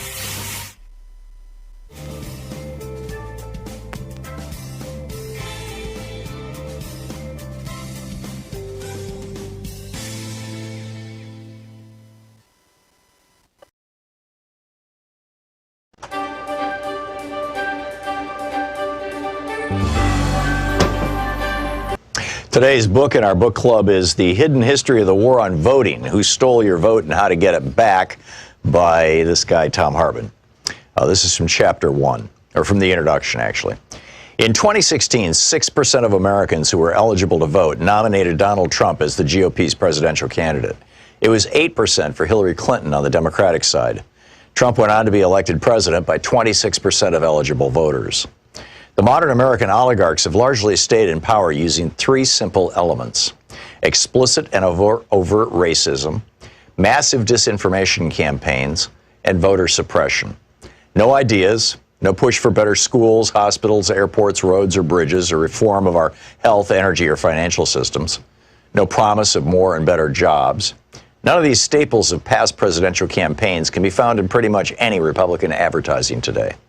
Instead, the public Republican message is all about race, or the subset of race, religion. Muslim stands in for brown Arab in GOP speak, and immigration, aka brown people from south of our border, and socialism. Meanwhile, Republican secretaries of state across the nation are vigorously purging voters from the rolls. Over 17 million, more than 10% of America's active voters, in just the 2016-2018 period, according to NBC News. After the After the 5 Republican appointees on the U.S. Supreme Court gutted the Voting Rights Act in 2013, 14 GOP-controlled states moved within a year, some within days, to restrict access to the vote, particularly for communities of color, students, and retired people. In North Carolina, for example, 158 polling places were permanently closed in the 40 counties with the most African-American voters just before the 2016 election, leading to a 16% decline in African-American early voting in that state. An MIT study found that nationwide, Hispanic voters wait 150% longer in line than white voters, and black voters can expect to wait 200% longer in line to vote. In Indiana, then Governor Mike Pence's new rigorous voter ID law caused an 11.5% drop in African-American voting. Students are suing for their right to vote, and retired people who no longer drive but care passionately about their Social Security and Medicare are being turned away at the polls by the hundreds of thousands because their driver's licenses have expired. The obvious failure of 40-plus years of Reaganomics and GOP policies to maintain a functional middle class in America has been a problem for the modern GOP. In 1974, for example, the GOP had outright control of only 7 states. The message, elect us and we'll help the rich people, just didn't generally resonate with American voters. It's the reason why, outside of the fluke elections of 46 and 52, Democrats controlled the House of Representatives outright for 3 generations, from 1933 to 1996, and controlled the Senate for most of that time. Desperate to win the presidency for the GOP in 1968, Richard Nixon went so far as to commit treason by torpedoing a peace deal with President Lyndon Johnson that President Lyndon Johnson had worked out with the North and South Vietnamese. According to Abul Hassan Bani Sadr, then president of Iran, Ronald Reagan did the same thing by cutting a deal with Iran whereby they would hold on to the U.S. embassy hostages until after the 1980 presidential election, torpedoing Jimmy Carter's chances of re-election. But in 2000, the GOP changed tactics. After Reagan was almost busted for his part in Iran-Contra, he testified that he had forgotten about details of the program more than 80 times. His growing Alzheimer's spared him an indictment. They realized that getting busted for treason wasn't worth the risk. They needed a plan B, and it was deliciously simple. If most voters don't like what you're selling, then just don't let them vote. Paul Weyrich promoted this idea back in 1980 when he was campaigning for Reagan after co-founding the Heritage Foundation. And indeed, many Republican luminaries, such as William Rehnquist, who went from serving the GOP by standing in polling places and intimidating Hispanic and Native American voters in the 1960s, to becoming Chief Justice of the Supreme Court, rose up through the ranks by participating in Republican-run voter intimidation schemes. Voter suppression became the foundational go-to tactic for the GOP in 2000. Although the GOP attacked Democratic presidential nominee Al Gore with smear and innuendo, ridiculing him for helping write the legislation that created the modern internet, for example, the main thing that got George W. Bush into the White House was voter suppression. His brother, Florida Governor Jeb Bush, and Bush's Secretary of State, Katherine Harris, threw somewhere between 20,000 and 90,000 African-American voters off the rolls. They were able to get the vote close enough. The 5 Republican appointees to the Supreme Court functionally awarded Bush the presidency. The BBC covered this in 2001 in 2 major investigative reports that were seen all over the world, except on any American media. By 2016, the Republican Party had fine-tuned its voter suppression and intimidation systems to the point that they ran like well-oiled machines in nearly 30 states. Between the 2012 and 2016 presidential elections, for example, Ohio had purged more than 2 million voters from its rolls, the vast majority, more than 2 to 1, in heavily African-American and Hispanic counties. The 5 Republican appointees on the Supreme Court ruled in 2017 that they could keep it up. And other states have since adopted their new tactic of caging voters. The book, The Hidden History of the War on Voting, by me.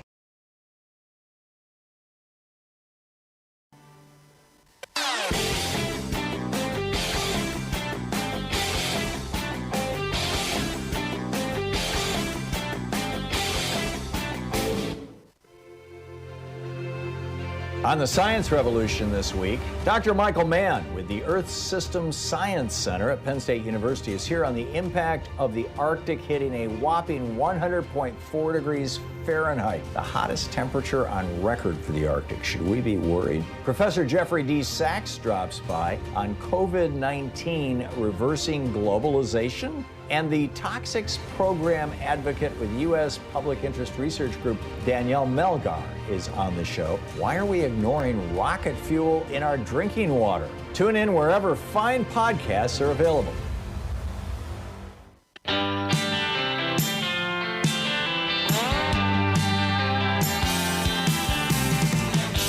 Welcome back. Thom Hartmann here with you. And Greg in Las Vegas, you think that that Trump is okay with Pence promoting mask wearing? That's my impression, because Pence is a follower, in my opinion, irregardless of your experience with him in a debate that I heard about a while back.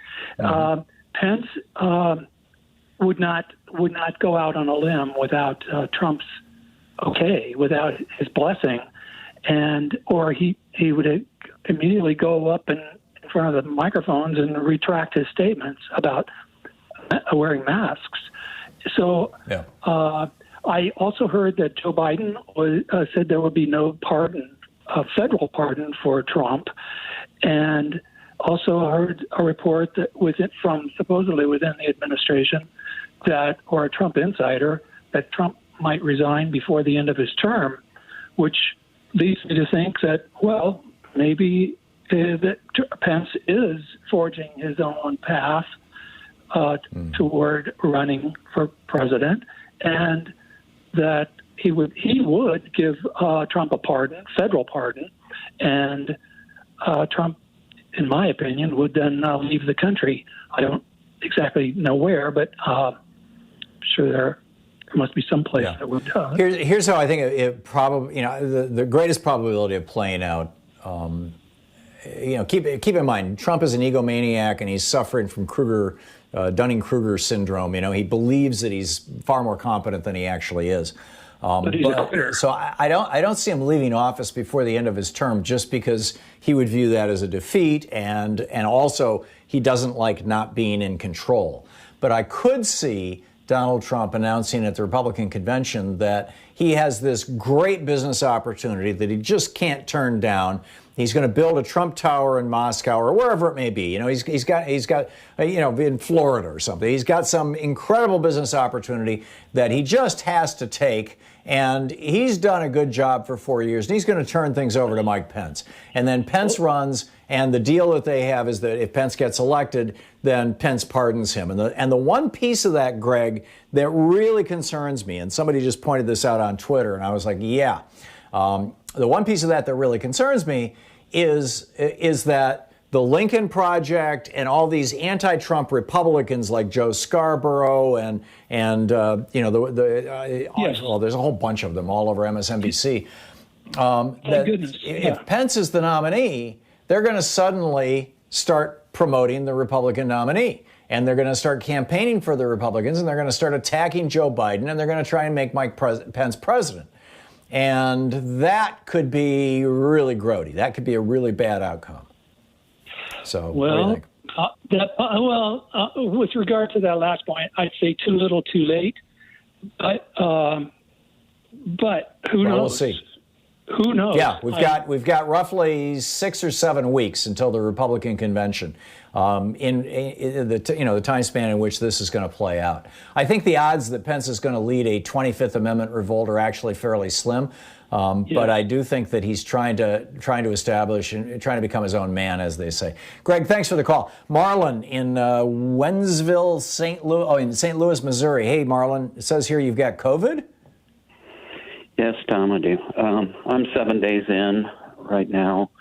I guess to paraphrase Forrest Gump, it's like a box of chocolates. You never know what you're going to get.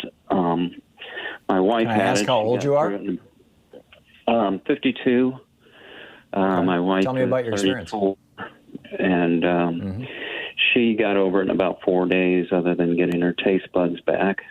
She still hasn't got that, but I just can't seem to get it behind me.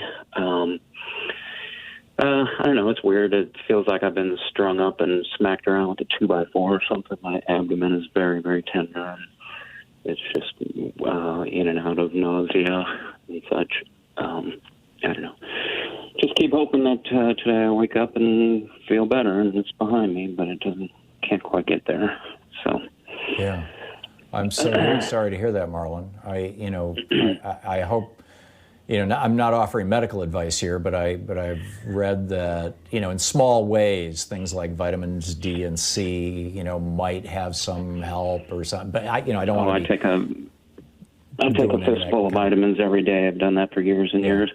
Actually, very healthy. I work in construction industry, and most people would consider me very healthy. These people that talk about herd immunity, I think that feels like the same strategy as vaccinating, but except for vaccinating with the full-blown disease. Right. An actual safe vaccine, which seems... some people were saying that on my Facebook feed this morning. It's like, well, come on over and get you some. Then I got your herd immunity up here. Do you know how you got it, Marlon? No, we don't. We were working throughout the entire time, but most of the time our job we're actually doing rehabbing an old Victorian home. So, but went to stores and such. But we probably took an ill-advised trip to Branson. Missouri, went camping and such, and when we got down there, it was like nobody's wearing masks or anything, and it seems to have coincided with that. So we're not totally sure, though. But fingers crossed, I'm not panicked yet, but I feel miles from invincible. I'll tell you that. Yeah. Well, everybody send Marlon your good vibes and some light and prayers and whatever it may be for you. And Marlon, I've got to move along here on the calls, but thank you very much for sharing your experience with us. Thank you for what you do, Tom. You betcha. Thank you, Marlon. Keep us up to date. Patricia in Aberdeen, South Dakota. Hey, Patricia, what's on your mind today? Hi. Greetings from South Dakota. I have a question. I've listened to you for a long time, and I watch evening news on the regular stations. And they announced that President Trump's valet tested positive for COVID and went into quarantine. And then other people were testing positive in the White House, and they would go into quarantine. What has happened to those people once they've gone past quarantine? Did they get back into their jobs, or were they cut loose and nobody hears from them anymore? I have no idea. That's a good question, Patricia. I don't even know where to look. So this White House is not forthcoming with in news, and they don't do press conferences, with the kind of regularity that previous administrations have. It's a very good question. Patricia, I'm sorry I don't have an answer for you, but thank you for calling and asking it. Fred in Chicago. Hey, Fred, what's up? Hey, Tom. Real fast. Besides this Russia thing that came up, I hope nobody forgets about what happened to Khashoggi, the Washington Post reporter. Saudi Arabians chopped him up, and in my opinion, Trump didn't do nothing because Jared Kushner owed a lot of money, and the Saudis helped him pay off his debt. And to me, that was a ridiculous thing, and nobody really made a big deal of it, and that was terrible. And it's like there's another outrage every day. I mean, Otto Warmbier gets killed by Kim Jong-un, and Trump goes over and hugs him. Khashoggi murders Khashoggi gets murdered by Mohammed bin Salman of Saudi Arabia, and And and Trump, that's the first country Trump goes to visit. Now, obviously, that visit happened before the murder, but you get my point. I mean, he's still loving Saudi Arabia. It's obscene, Fred. It's absolutely obscene. And it shows where Trump's priorities are, and they are not with the people or the soldiers of the United States. Chuck in Westchester, Pennsylvania. Hey, Chuck, what's up? Hey, Tom. I love your program. I have a question regarding the Soviet issue in Afghanistan. And let me preface it by saying this is no way to justify Russian behavior, and certainly not the moron, incompetent we have in the White House. But my question in 1979, when the Soviet Union invaded Afghanistan, the United States supported the Mujahideen effort against the we helped create it. Actually, we funded and supported Osama bin Laden in fighting against the Soviets. That is a completely different situation from today, where you've got the president of the United States working to normalize relations with Russia, something that I think probably, if done right, would be a good thing for both countries. But I mean, that was, the Soviet Union was like our full-out, flat-out enemy. But Trump is being played like a fish on a line right now by Putin. Yeah, but I guess my point is, before we become too, full of ourselves, we got to realize that we have a lot of ghosts in our past as well. Oh, sure we do, but I don't see this as karma. And if it is, I mean, if the Russian perspective is, okay, you messed with us back when we were the Soviet Union here in Afghanistan, so now we're going to mess with you. Okay, let's just put that on the table. But it hasn't been on the table. It's 45 minutes past the hour. You're listening to Thom Hartmann. Visit thomhartmann.com for audio and video archives. Back with more of the news of the day and your calls in just a moment.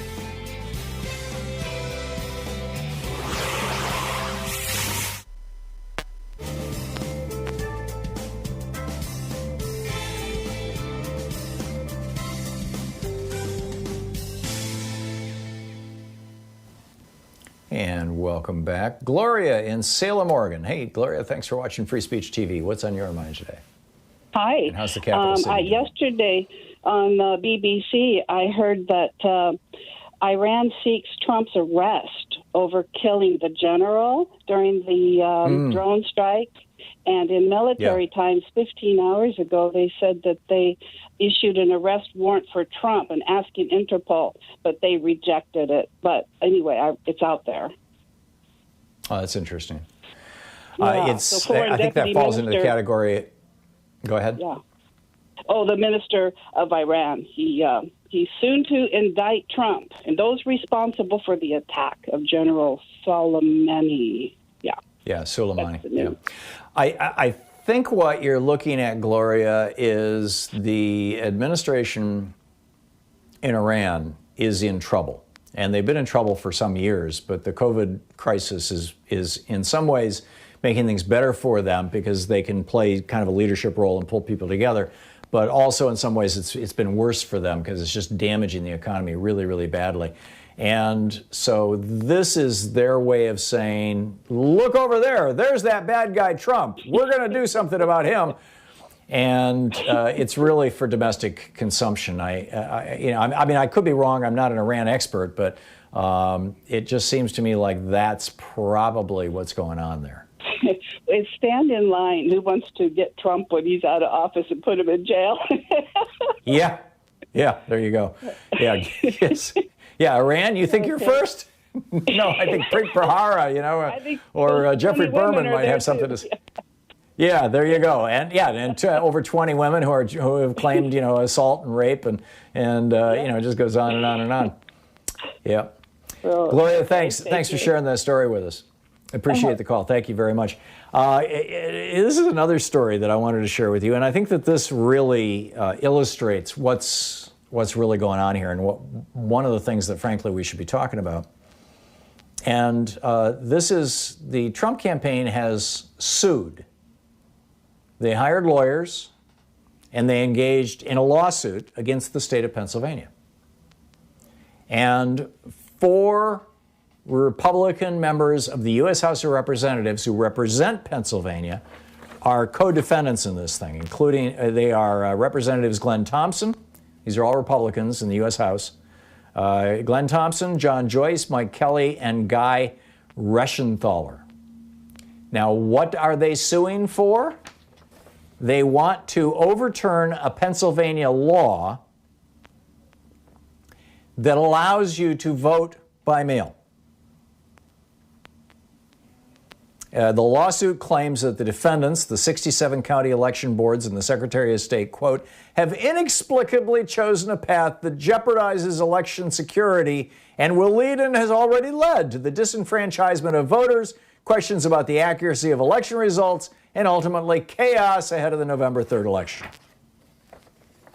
And what is it they're complaining about? A Pennsylvania law that was passed last year that expanded mail-in balloting so that you didn't have to prove, you didn't have to submit a doctor's slip to get a mail-in ballot. You didn't have to have a reason for why you couldn't vote. The Trump campaign and Republican members of Congress are suing the state of Pennsylvania to say, no, you may not allow people to vote on November 3rd. Desperate, anyone? I'll be right back.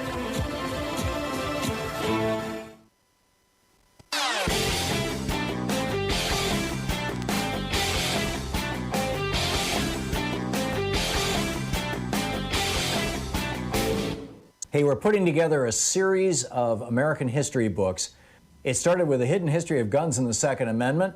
Then we had the hidden history of the Supreme Court, the betrayal of America. Then the hidden history of the Republican war on voting.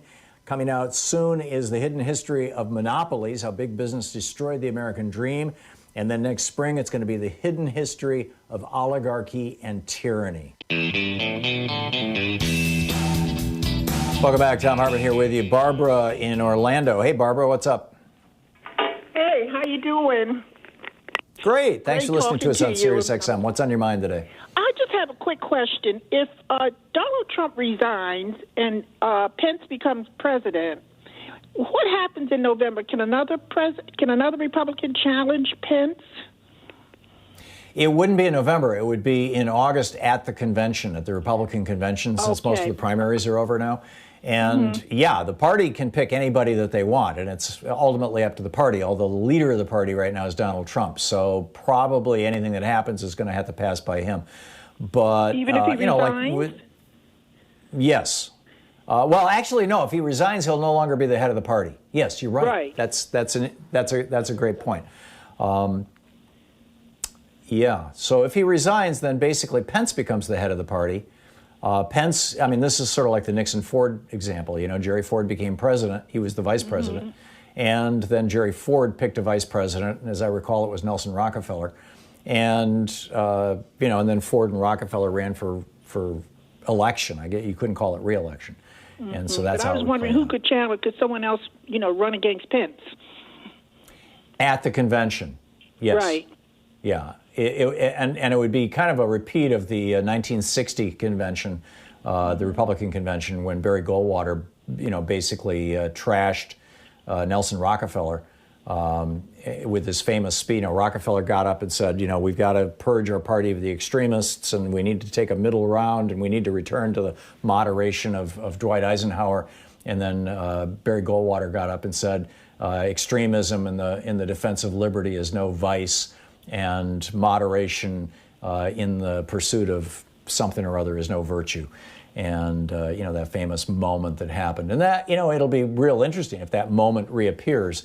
I don't think it'll happen without the approval of the billionaires in the party. I think that Charles Koch and Robert Mercer and Shelley Adelson and all these guys are playing a much larger role than anybody acknowledges or realizes. And for them, it's just going to be, simple math. Where are the votes? Where's the money? What's going on, and how do we do this? So, but we'll see. We'll see. Barbara, thanks. That was a great question. Dave in Manhattan, New York. Hey, Dave, what's up? Hey, how you doing? I am not at all surprised at the rejection of any of the restrictions and the closings in the South and Southwest.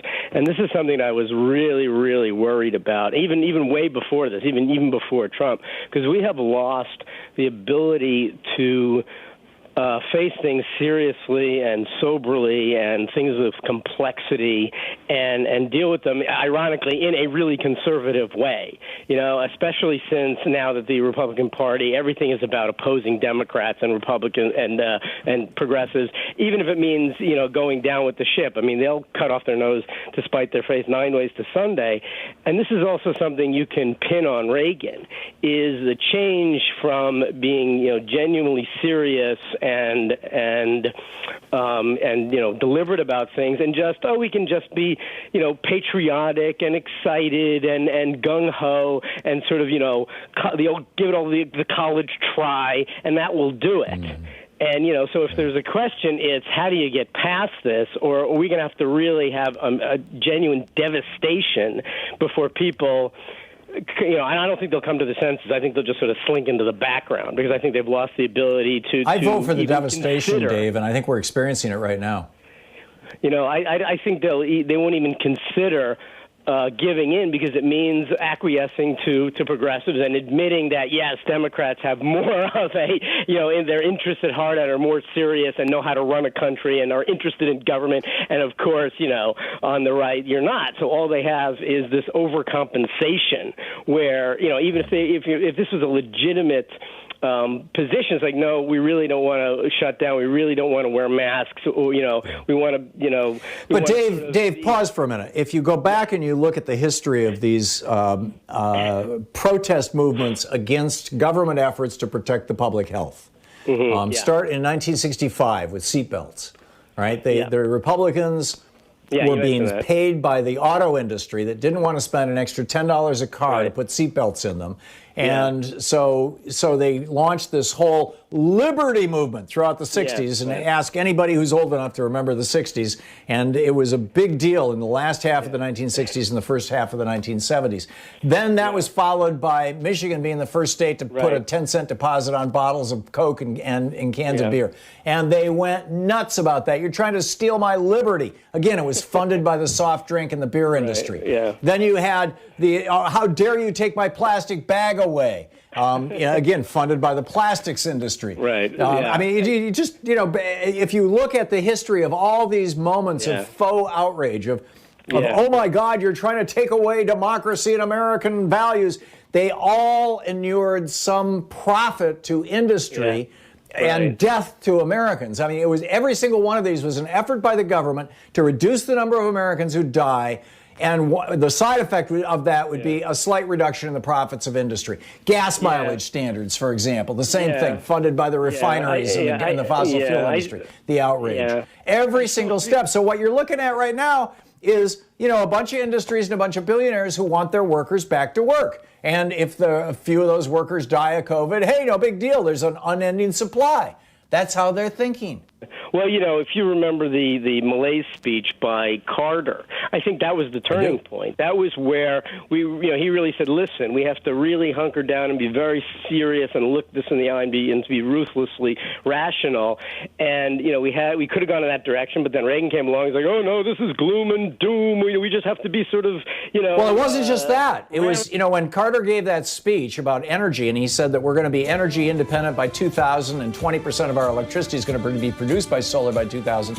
At that point, the fossil fuel industry said, what the hell? We're going to stop this. And then you had the protests against turning your thermostat down to 68 degrees during the third year of the Carter administration. I remember that well. Dave, thank you. My point is, it's always about the money. We'll be back. Stick around. You're going to be boggled by this story about nuclear waste. You're listening to Thom Hartmann.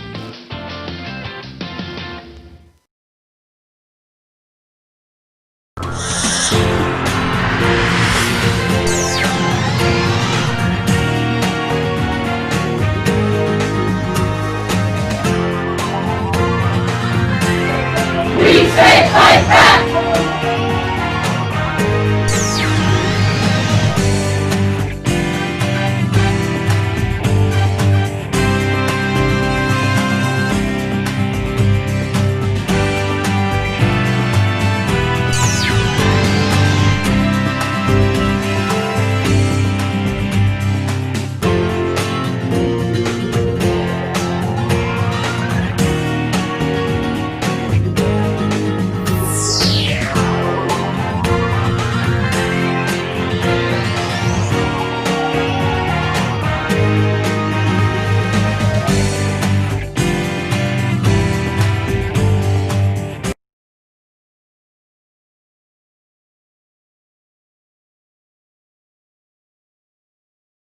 So we've got a new video up over at thomhartmann.com for people who support our program, and there's a really troubling concatenation of events that are happening in the United States right now. We created these concentration camps for refugees seeking asylum. This was Stephen Miller's big project. And we've got concentration camps for children, concentration camps for male adults, concentration camps for female adults. And now we've got this virus sweeping through the United States, and people are starting to die in these concentration camps, which has provoked ICE or whoever's running them to deport hundreds of the children back to the countries that they came from without their parents, which is mind-boggling, and in many cases carrying disease. This is serious stuff, and we need to be talking about it. The new video is over at thomhartmann.com.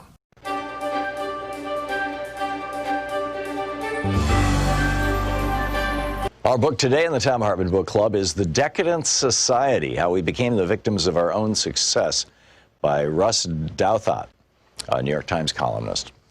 And this is from, it's about the middle of his first chapter. This is a subchapter titled The Limits of Neoliberalism. There's no shortage of theories to explain this great stagnation, to borrow a phrase from one of the theorizers, the George Mason University economist Tyler Cowen. And there's also no need to simply choose between them. Like most broad trends, the economic decadence of the developed world is overdetermined, and almost every serious attempt at explanation will contain some element of truth. The most politically appealing theories, the ones animating our populist and socialist insurgencies, tend to blame neoliberalism itself, claiming that the medicine for 1970s stagflation has proven to be poisonous in large doses. The push for ever freer trade has hollowed out Western economies, the argument goes, offshoring productive industries and killing decent jobs, making financiers and knowledge workers rich while the middle class shrinks steadily.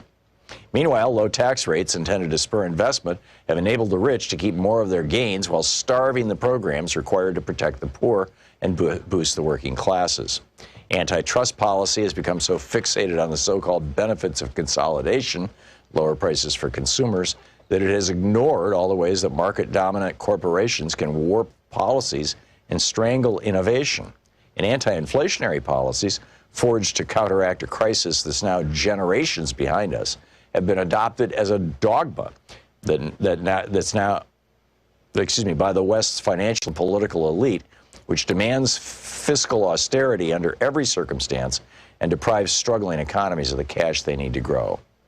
You don't have to accept every aspect of this argument, and indeed the populists of the left and right disagree about which aspects to stress, to see that it describes a real phenomenon, perhaps not the outright failure of neoliberalism, but diminishing returns from some of its preferred policies, and an overconfidence among the Western leadership class that solutions from the 1970s are permanently applicable.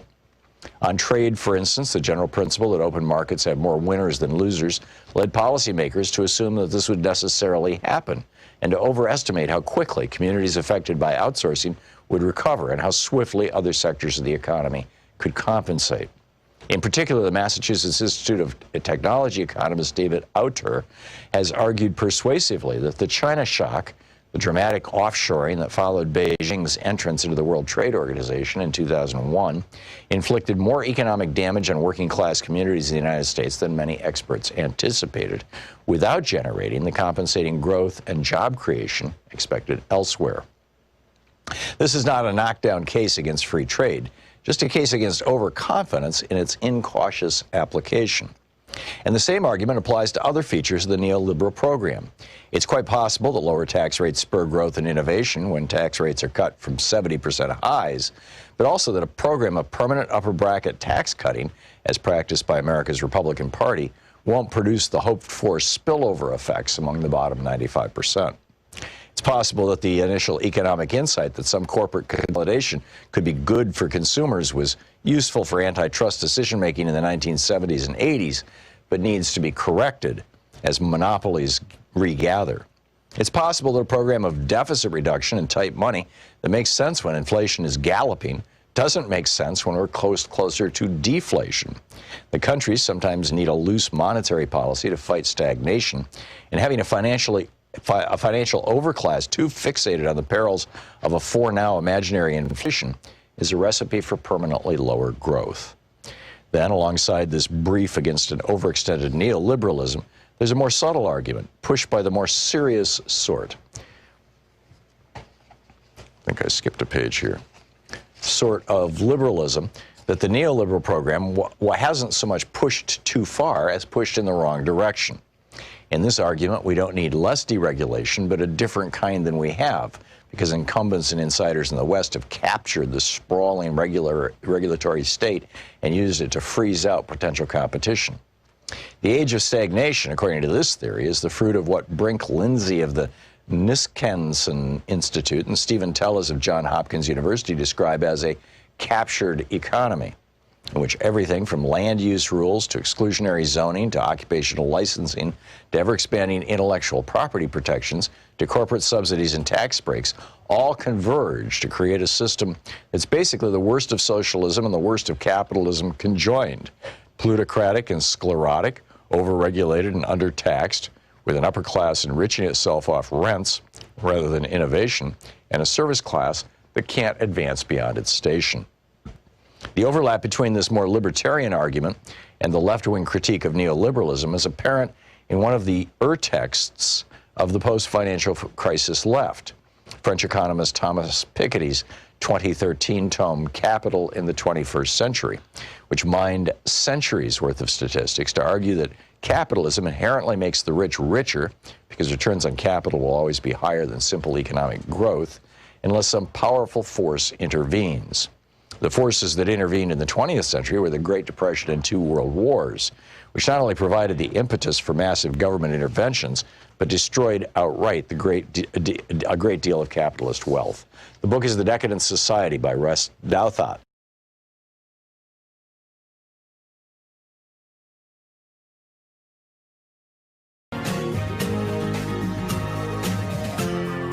This is the Thom Hartmann Program. Welcome back. Thom Hartmann here with you. On the line with us is Kevin Kamps, the radioactive waste specialist at beyondnuclear.org. Their Twitter handle is also Beyond Nuclear, as you know, it makes sense. Kevin, welcome back to the program. Nuclear waste being buried in New Mexico. Tell me about this. Oh, we've got a big fight on our hand. It would be the world's largest high-level radioactive waste dump. It's a company called Fulltech International. It's teamed up with some local pro-nukers called the Eddie Lee Energy Alliance, and they want to so-called temporarily store 173,000 metric tons of irradiated nuclear fuel in southeastern New Mexico. That's twice what exists in the United States right now. Whoa. So would they be bringing radioactive waste from all over the country? I mean, what is that quantity of nuclear waste relative to all the, I know most nuclear power plants around the country have been storing waste for decades on site in these pools. How much total is out there versus how much they want to put in New Mexico?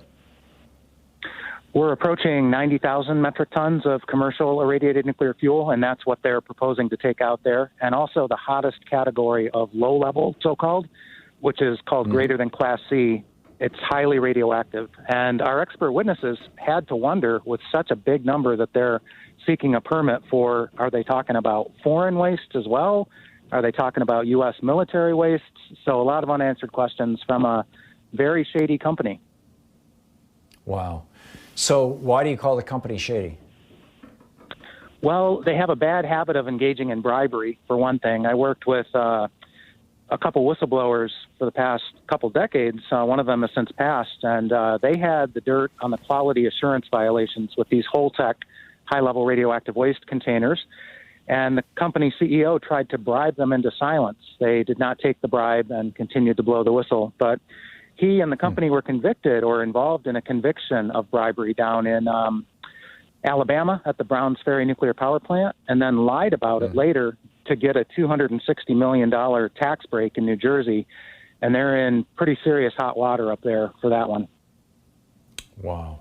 So this nuclear waste facility that they're trying to build in New Mexico, is there a good chance that this will happen? And if so, how are they going to entomb this nuclear waste? Or are they going to try things like reprocessing it like the French do? Yeah, reprocessing is very much on their to-do list. We have taken this case to the second highest court in the land, the D.C. Circuit Court of Appeals, as has a grassroots national environmental coalition. We're soon to be joined by the Sierra Club. We even have an oil company as an ally because this dump threatens their oil and gas business out there. So the fight is on. There's a big July 9th public comment session by webinar and call-in. We're going to try to turn as many people out as we can. And the plan is just subgrade. It's these pits. They would drill 10,000 pits and lower these canisters down into it. And the truth is, this would probably be permanent because we don't have a repository. And that's actually beyond nuclear's legal case. They can't do this. It's illegal. The Department of Energy cannot take title, take ownership, take liability for these wastes unless there's a repository open in the country. And even DOE has admitted that can't happen until mid-century. So it's illegal what they're proposing, and the NRC has just been complicit in this illegal proposal. So basically, they want to dig holes or drill holes in the ground and dump barrels of radioactive waste in those holes. What is that? What might that do to the water supply? Isn't most of New Mexico over a fairly large aquifer? It is close to the Oglala, and actually, incredibly, there's a sibling dump in Texas. The two dumps proposed are only 39 miles apart, and that dump in Texas, called Interim Storage Partners Waste Control Specialists, is above the Oglala. So they are messing with the Oglala. The state of New Mexico has pointed out, under the current administration, Michelle Lujan Grisham is governor, that yes, indeed, that New Mexico dump is threatening local water sources, and they don't like that too much because water is especially precious in a place like So New Mexico is fighting this? Oh, yes. The current administration is. The previous Republican governor thought it was a great idea, but the current Democratic governor and her entire administration, the entire U.S. congressional delegation, which is all Democrat, are fighting it at this point. That's great. So meanwhile, we're talking with Kevin Kamps, the radioactive waste specialist with BeyondNuclear.org.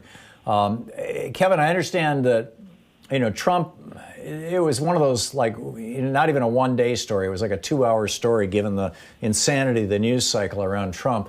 I'm reminded of Milton Mayer's book, when he talked with Germans in 1950, and they said, we got used to being governed by surprise. Every day was a new horror in the news.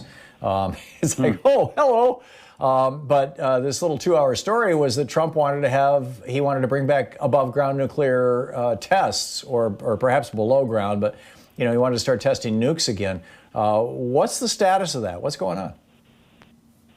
Yeah, it's incredible. Like you're saying, this is madness. The United States did its last full-scale nuclear weapons test in Nevada, and it was below ground in September of 1992. So this is a very provocative proposal that they're floating.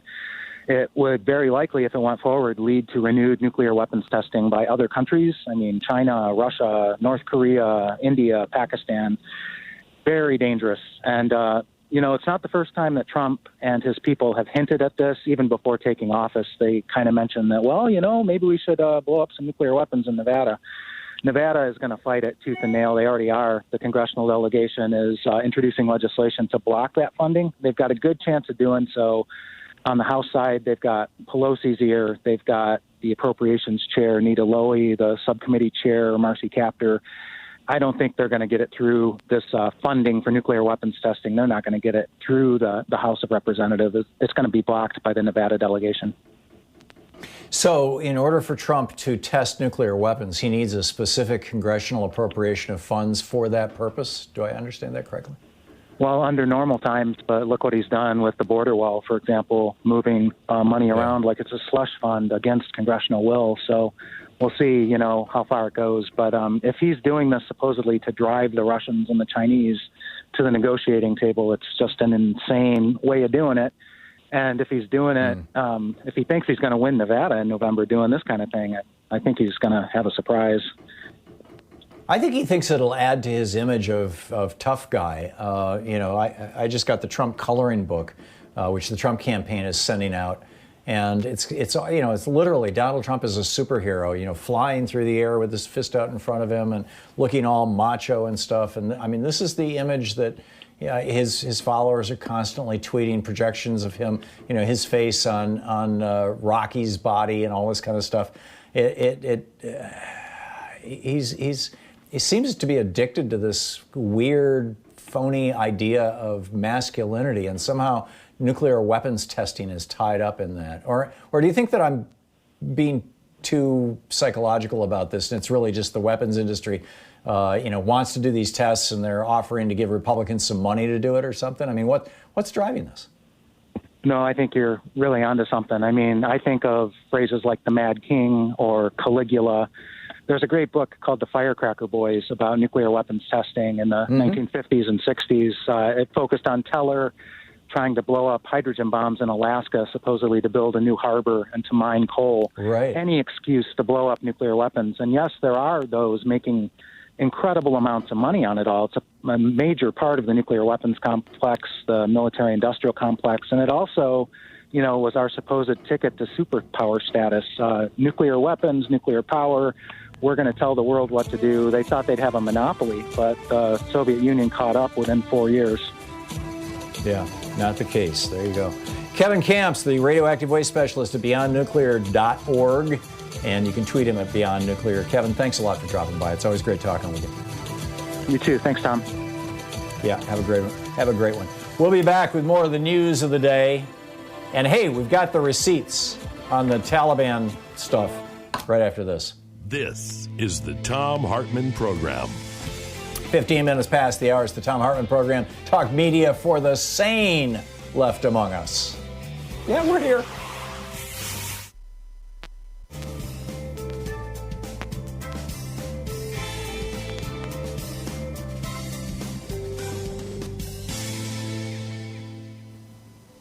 And welcome back. Maverick in Edmonds, Washington. Hey, Maverick, what's on your mind today? Hi, Tom. Nice to talk to you. So, thank you. Back at you. I usually stop at the regular bargain grocery stores, but the other day I had to go to Whole Paycheck, also known as Whole Foods, where they have a little higher end clientele, and I noticed that there was 100% mask wearing at the Whole Foods. 100%. Right. My regular grocery store, it's maybe 30%. And that kind of inspired me to write a letter to the editor of our local newspaper, and take about 9 seconds to read it to you. And sure. I wondered if you'd be so kind as to let me. Okay, so this virus kills Americans. Therefore, it is our enemy. And if so, fighting this virus is an act of patriotism. Our weapons at this time are defensive. They are wearing a mask, contact tracing, testing, physical distancing, and hand washing. Therefore, not supporting these efforts by individual behavior or official policy is aiding and abetting the enemy and treason. That's my 2 cents on that. And if you'll allow me, I wanted to mention something to you a month ago, but I haven't been able to get through. I've never heard you reference this on your show, and it might be a useful tool for you. In 1905, the U.S. Supreme Court ruled in the case of Massachusetts versus Jacobson that states have the authority to, quote, enact quarantine laws of every description in their legitimate exercise to protect the health and safety of citizens. 1905, U.S. Supreme Court, Massachusetts versus Jacobson. Read that sentence again. States have the authority to... Okay, in quotes, states have the authority to enact quarantine laws of every description in their legitimate exercise to protect the health and safety of citizens. Right. So I wonder. that means the governor I wonder what provoked that in 1905. I could see a law like that being passed in 1917 or 1918, but well, I haven't dug in any deeper than that. But I thought that might be useful to you with your program. Yeah. And I've learned more so from was that a your Supreme show Court than- decision or a law? Because you referred to it as a law, and then you said that there was a case. United States Supreme USV. Court. The case is Massachusetts versus Jacobson. Massachusetts versus Jacobson. Okay, I'll have to look that up today. And somebody must have been contesting a state quarantine law of some kind. I would guess. And I've learned more about U.S. history from listening to you in the last three and a half years than I did in my entire public school education. So I was so excited to be able to have something I could contribute. Have a great day. Yeah. I love you. Thank you, Maverick. Great hearing from you. I appreciate it. Yeah, and frankly, I learn about American history every day too. It's one of the things that I really love about writing these books. This we're trying to make it a 10-book series of little slices of American history, and each book is like, real small and easy to handle and just kind of pocketbook size, and like that. And is that I learned stuff. I mean, I'm researching right now the history of healthcare in the United States, because that's the book that'll be out next fall, and I'm writing that right now. And it's absolutely fascinating what I'm learning. So, which I will be sharing with you as time goes by. So we'll be back with more of the news of the day and your calls in just a moment. It's coming up on 20 minutes past.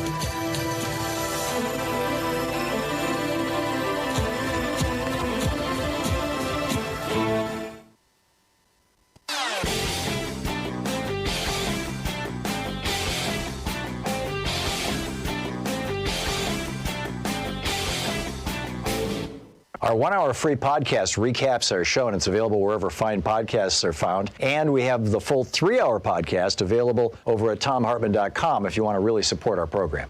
So we've got a new video up for regular supporters of our program over at thomhartmann.com, and this is about just a totally bizarre story about these 3 guys with no VA experience, not even veterans, who are all big shots down at Mar-a-Lago, that Donald Trump has put in charge of the Veterans Administration functionally.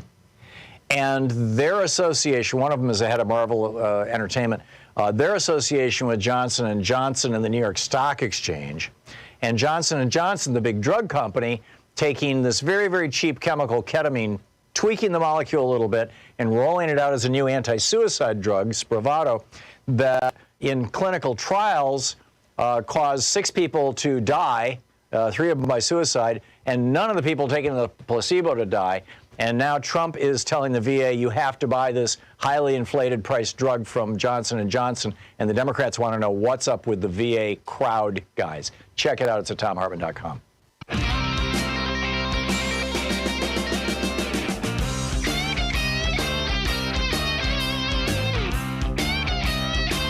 Well, we have the receipts now.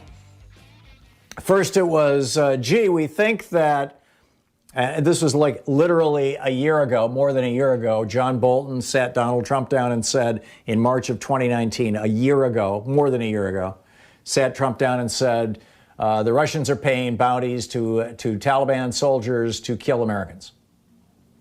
And Trump said,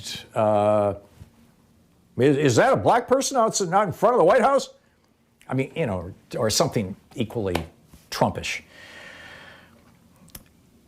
We don't know what specifically Trump said. We'll hopefully one of these days we'll find out when we talk to John Bolton. But so a year ago, John Bolton said, hey, we think this is going on. And then in April, again, Trump was told this year, Trump was told that this was going on, and it was included in his presidential daily brief. And by the way, the presidential daily brief doesn't just go to the president.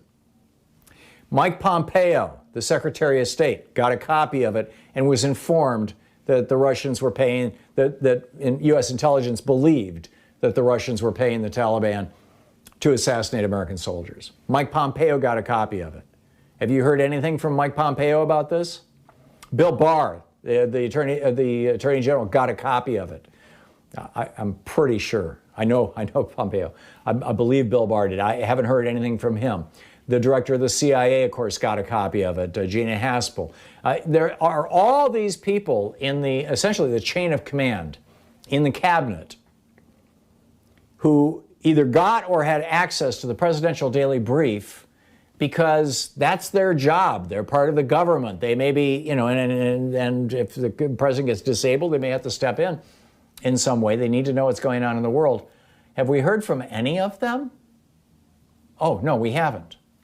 Well, now the New York Times is reporting that maybe we've got the receipts.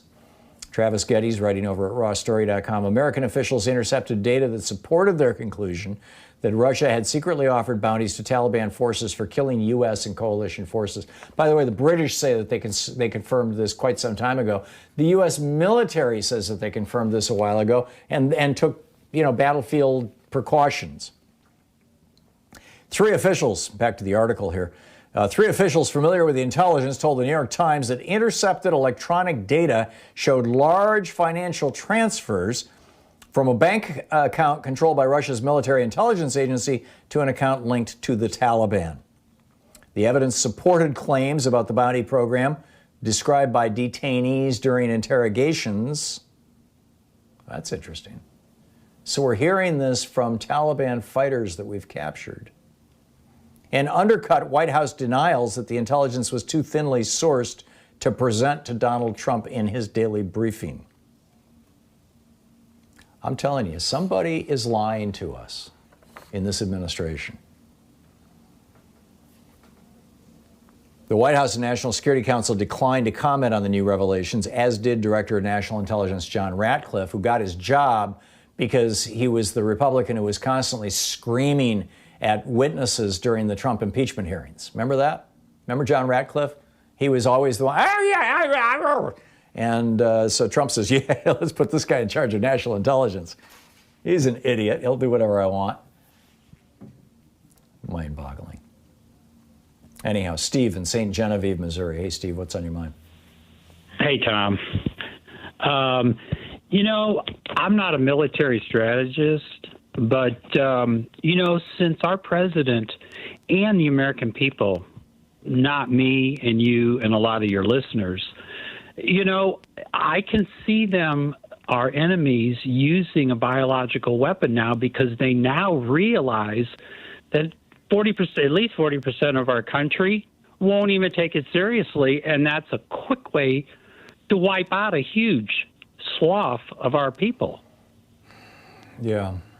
On the one hand, really you've got the old, on the one hand, you've got the old H.L. Mencken quote. I believe it was Mencken. It might have been one of those writers in the early 20th century, but whatever. He said, someday, America will get exactly what it wants and we'll wake up with a certifiable idiot as president, or words to that effect. But I'm not so quick to blame the American people for their stupidity. I lay this at the feet of some very specific billionaires. At the top of that list are Rupert and Lachlan Murdoch, the guys who own Fox News and who have been directing this coverage. You're right. And the multimillionaire Rush Limbaugh is worth hundreds of millions of dollars. I'm sorry, go ahead, Steve. It's the negative messaging that nobody on the other side that I've seen on the progressive side really take a stance in the media and just say flat out, you're wrong. This is not right. Yeah. This is wrong. I haven't heard any of that. Well, I'm saying it. I hear it from time to time on CNN. Sounds like people are getting paid off, maybe. I don't know. Oh, yeah, and in some cases they're getting paid off directly with money. In some cases they're getting paid off with great financial opportunities when they leave office, and they kick themselves up the corporate ladder. And, in some cases, God only knows. Steve, thank you for the call. In some cases they're being paid off with power, essentially. We're hitting the bottom of the hour. I got to tell you about what's going on in Pennsylvania around elections, and then we'll pick up more of your calls right after this. You're listening to the Thom Hartmann Program. Call 202-808-9925. It's Viagra for your brain, the Thom Hartmann Program. Just don't tell Limbaugh he'll want some. We'll be right back.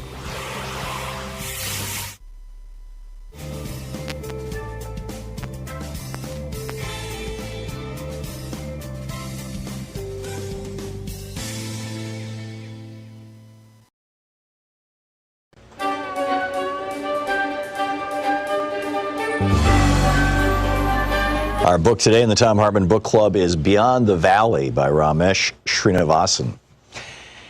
This is from Chapter 1, The Power of Data. In November 2017, my Apple MacBook Pro was stolen. It happened on the island of Ibiza, where I was visiting my friend, a documentary filmmaker. We were thinking of making a series of short films to illustrate innovative uses of new technology around the world. We sat together writing down examples of technological innovation, subversion, and creativity we'd already witnessed We discuss themes I explore in this book, such as surveillance, the gig economy, and the future of work, artificial intelligence, and cryptocurrencies. After uploading our ideas to Google's cloud-based storage platform, Google Drive, we took a short break, locking our laptops in the trunk of our rented car. When we returned, both laptops were gone. Although upset, I was also relieved. I'd be able to recover most of my data because almost all of it was in the cloud. That was what I signed on to when I stored my files with Google as well as with Apple, Microsoft, and Dropbox. But in the bargain, I'd allowed them to profit from my data. It dawned on me, given the terms of service I'd agreed to, that the value of the data of my data to the storage companies was far greater than the value of my laptop to the thief. How many of us are fully aware that companies providing us with cloud storage have ways to monetize our data? They use targeted advertising, for instance, and charge fees once we get hooked on the security and peace of mind that their free services offer. We put faith in these companies to store our files securely, but our private information may no longer remain private if, let's say, the government asks to search through our data. It's also not private because all this data is surveilled, computed, and often manipulated in mysterious ways to influence and shape our behaviors as these corporations see fit. By creating accounts with these companies, we give them access to ourselves. So when we consent to privacy policies, in reality, we're signing on to systems of surveillance never before seen in human history, and we do so without being included or consulted. By desiring to keep our data accessible and recoverable, we lock ourselves into using their services. As I thought about getting my files back in Ibiza, I wondered, does access to my own property have to come with such strings attached? In my relationship to Apple, I find the strings impossible to untie. By purchasing an Apple laptop, I had unwittingly transformed from a customer into a part of the company's product line. I had provided Apple with private data and trusted Apple to protect it. Now, to retrieve that data, I had to purchase a new laptop with Apple-owned peripherals and devices. So I caught the next flight to Madrid.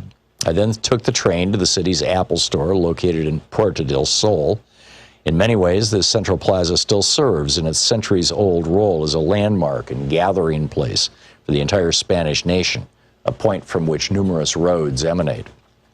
With its distinctive aesthetic and its strategic placement in a civic space, the Apple Store stood out among the adjacent parliamentary and government buildings as if the global brand were more powerful than Spain itself. The day I was there, more people entered and left the Apple Store than passed through the doors of my neighboring building. In 2017, Apple, a private corporation worth more than $1 trillion, actually began to conceptualize its retail stores as town squares, thereby branding itself an integral part of our everyday lives. Other big technology corporations describe themselves in similar terms. Facebook CEO and founder Mark Zuckerberg, for instance, refers to the company as a social infrastructure for the global community. So what we have in the digital world are privately owned public spheres. They're branded as public, civic, and virtuous, but in reality are dominated by a single logic, extending profitability and economic value. How can these companies' interests be the same as the public interest? Like many other large corporations, Apple is shareholder-owned and therefore primarily accountable to its investors and executives, rather than to its employees, customers, or the general public. I had not begun to unpack the meaning of all this until I realized how monumental the Puerto del Sol Apple Store actually was, as an icon and a structure. As I walked into the store, an Apple employee invited me to purchase a new machine, log on to my iCloud account, and retrieve from Apple Cloud Storage the data that I lost from my stolen laptop. These transactions, completed in less than an hour, were simple and efficient.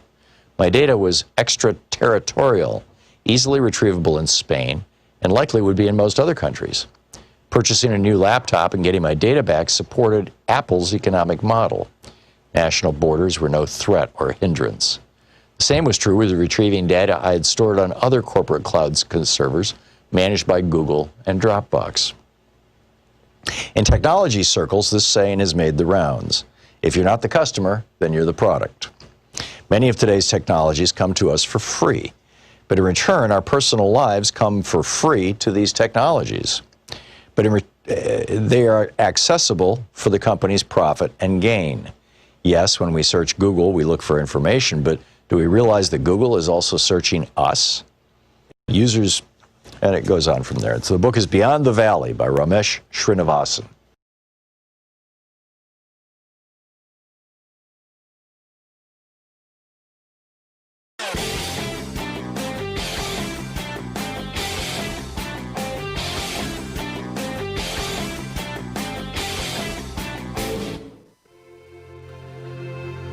On the Science Revolution this week, Dr. Michael Mann with the Earth Systems Science Center at Penn State University is here on the impact of the Arctic hitting a whopping 100.4 degrees Fahrenheit, the hottest temperature on record for the Arctic. Should we be worried? Professor Jeffrey D. Sachs drops by on COVID-19 reversing globalization. And the Toxics Program advocate with U.S. Public Interest Research Group, Danielle Melgar, is on the show. Why are we ignoring rocket fuel in our drinking water? Tune in wherever fine podcasts are available.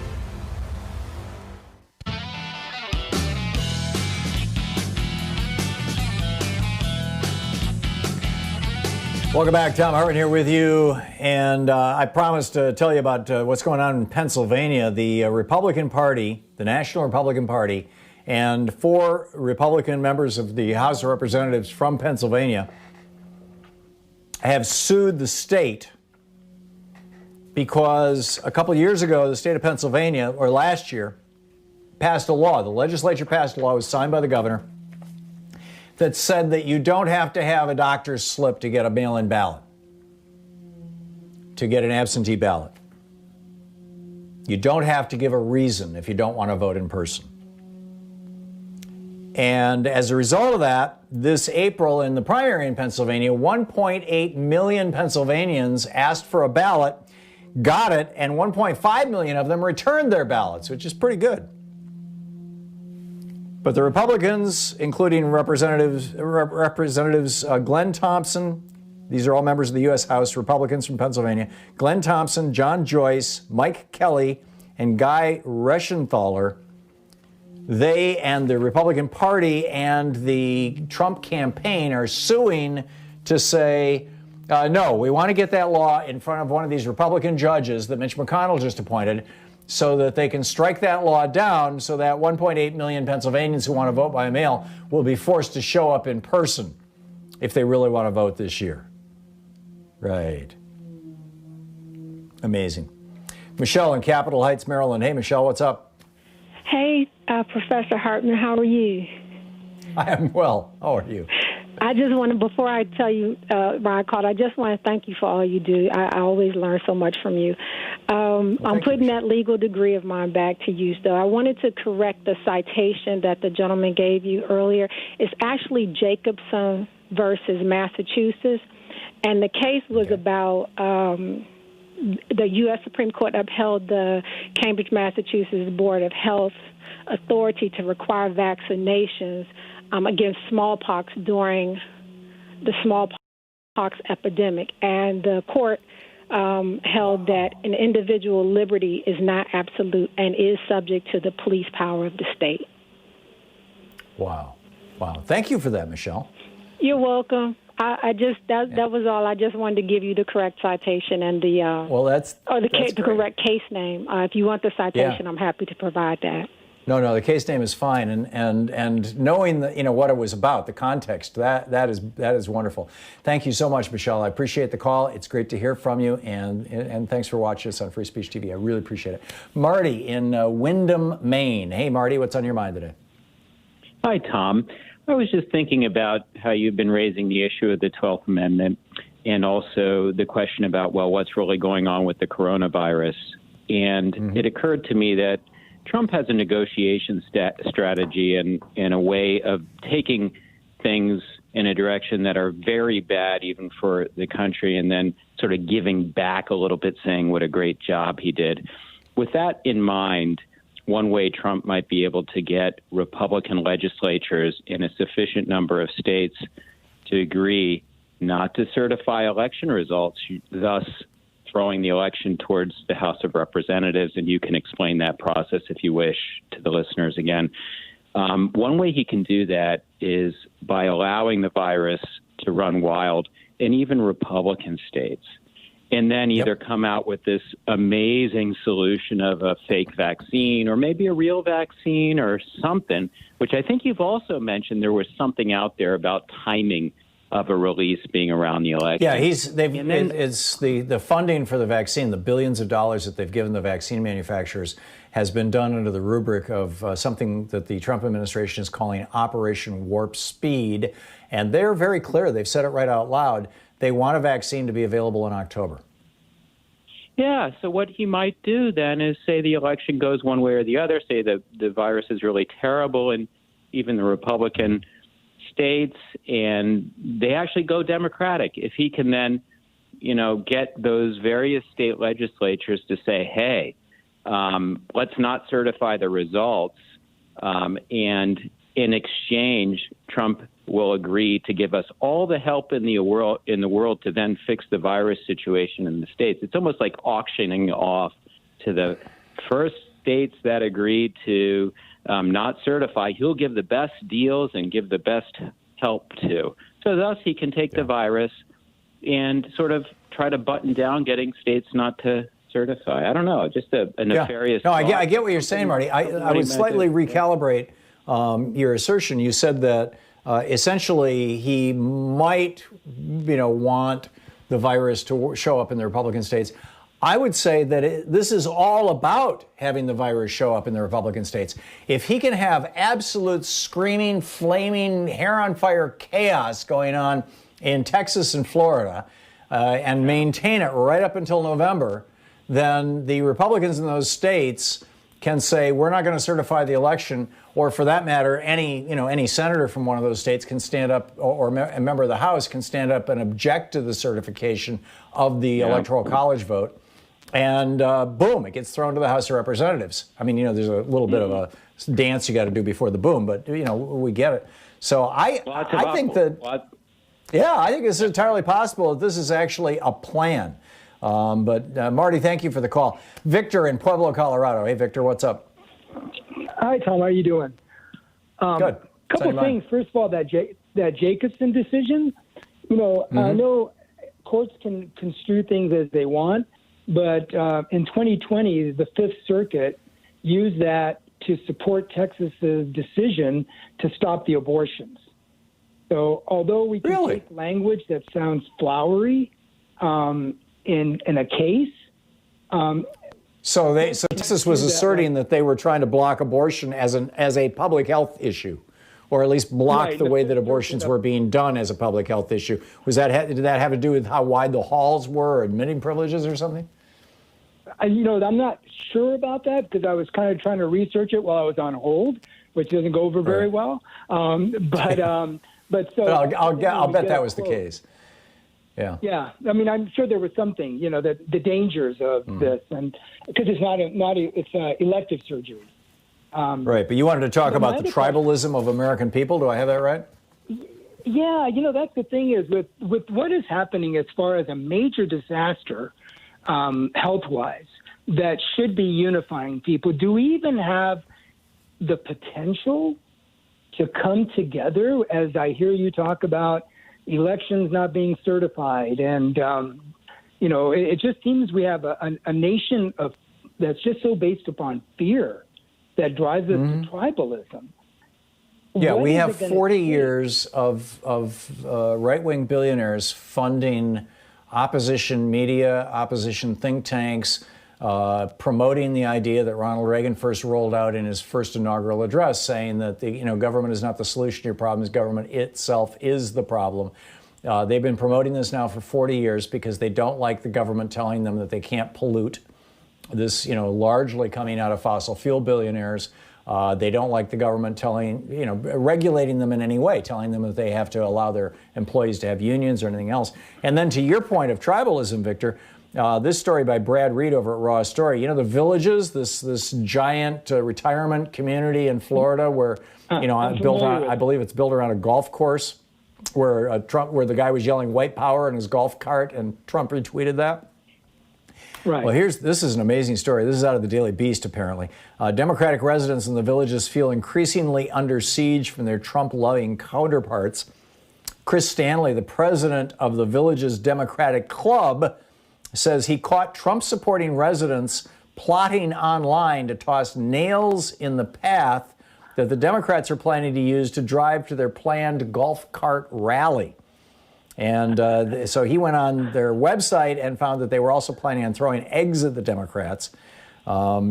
This is the president of the Democratic Club in the community, and he says they were laying in wait for us with foul signs and name-calling and threatening gestures. It was ugly. It was very ugly. This is what life is like for us now in the villages. I hope that starting November 4th, things get better. Well, so here we are. I don't know if you're familiar with Otto Schammer and work that he's done, Theory U. But one of the things that he says in his book is that the consciousness of the community rises or falls to the level of its leaders. Will we ever be able to understand that as a society, in your mind? Well, in a democracy, you could say that it reflects that the consciousness and intelligence of the leaders reflects the electorate because they put the leader in there, although I would be hard-pressed to argue that Americans actually elected Donald Trump. He lost by 3 million votes, but, point taken, Victor. Right. All right. Thank you so much. I appreciate it. Yeah. Good talking to you. And this goes back to that old quote, that someday Americans are going to get exactly what they want. They're going to wake up with a complete dumbass in the White House. And here we are. The tragedy is that 130,000 Americans are dead. And by election day, it'll be 250,000 Americans dead. And on top of that, you've probably got another 1 million Americans who are going to be permanently disabled. We're just now learning, or have been over the last few months, about the permanent disabilities that occur as a result of getting an infection with this disease. Strokes, heart disease, all kinds of problems. Hartmann. Visit ThomHartmann.com for audio and video archives. Dementia, conjunctivitis, destruction of vision. All these things. This is for the survivors of coronavirus.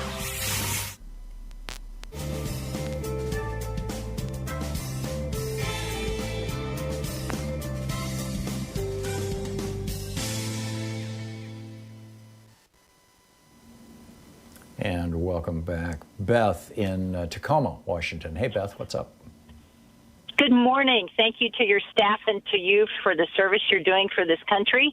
I want to piggyback on the caller named Maverick from Washington State who was writing letters to his editor about unmasked people in the grocery stores. Mm-hmm. Just this morning, I was at my physical therapist, and as I left, there was a patient who was not masked. I asked the receptionist about it. They said, we had trouble. He was very adamant he was not going to put one on. I then canceled my next appointment, and I told them to let management know that once they have a no mask, no service policy, I will be back as a patient and not until then. I think we need to speak up and speak out and try to get this virus better under control for this country's sake. Thank you. That's it.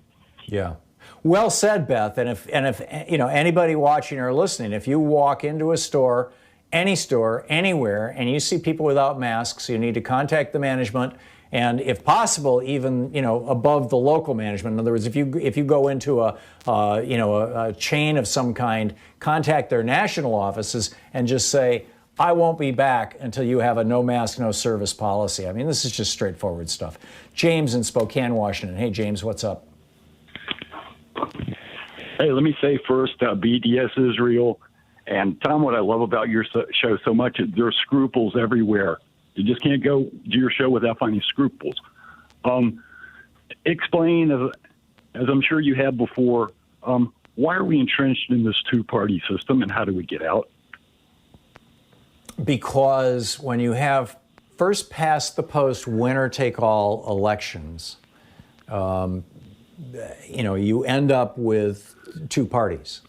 We are one of 5 countries in the world that do it this way rather than the parliamentary way that basically all the other democracies of the world do. The parliamentary system is if a party gets, first of all, candidates don't run, parties run, generally speaking. And the party that gets 20% of the vote gets 20% of the seats in Parliament. If they get 16% of the vote, they get 16% of the seats. They get 50% of the vote, they get 50% of the seats.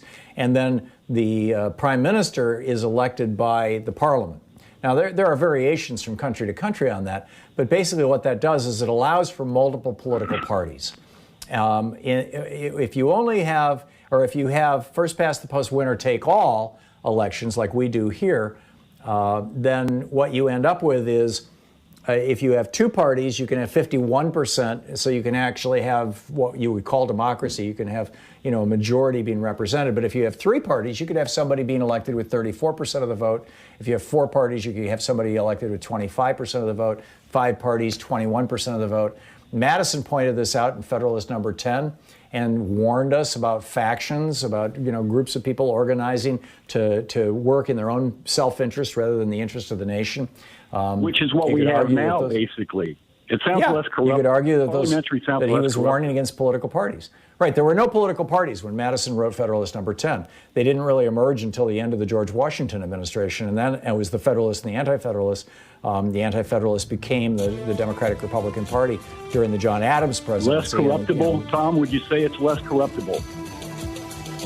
No, I think that a parliamentary system is less corruptible, and that's why New Zealand and Australia, which are two of those five countries, have gone to instant runoff voting, as have over 300 communities in the United States, San Francisco being the largest, and Maine now doing this for their statewide elections. I really think that's a better way to do it. James, thanks for the call.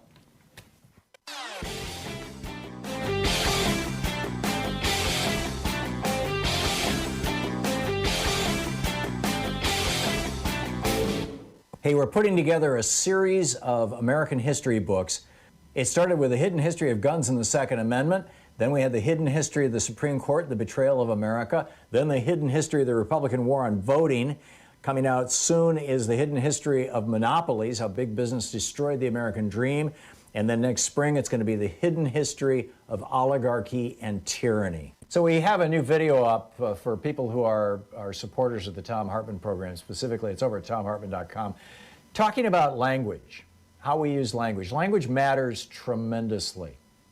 And we have chosen as a society, as a culture, as media, as political leadership, et cetera, not to refer to people like Steve Mnuchin, who threw thousands of people out of their homes illegally during the banking crisis, as looters, not to refer to Rex Tillerson, whose oil company has ravaged much of the third world, literally destroying people's lives, killing people, poisoning people. We don't refer to them as looters. We don't refer to the police who go into neighborhoods and kill people, minorities, particularly African Americans. We don't refer to them as looters, stealing their lives. But when black people rise up and say, no, enough, we call them looters. There's something wrong with this. Check it out. It's at thomhartmann.com.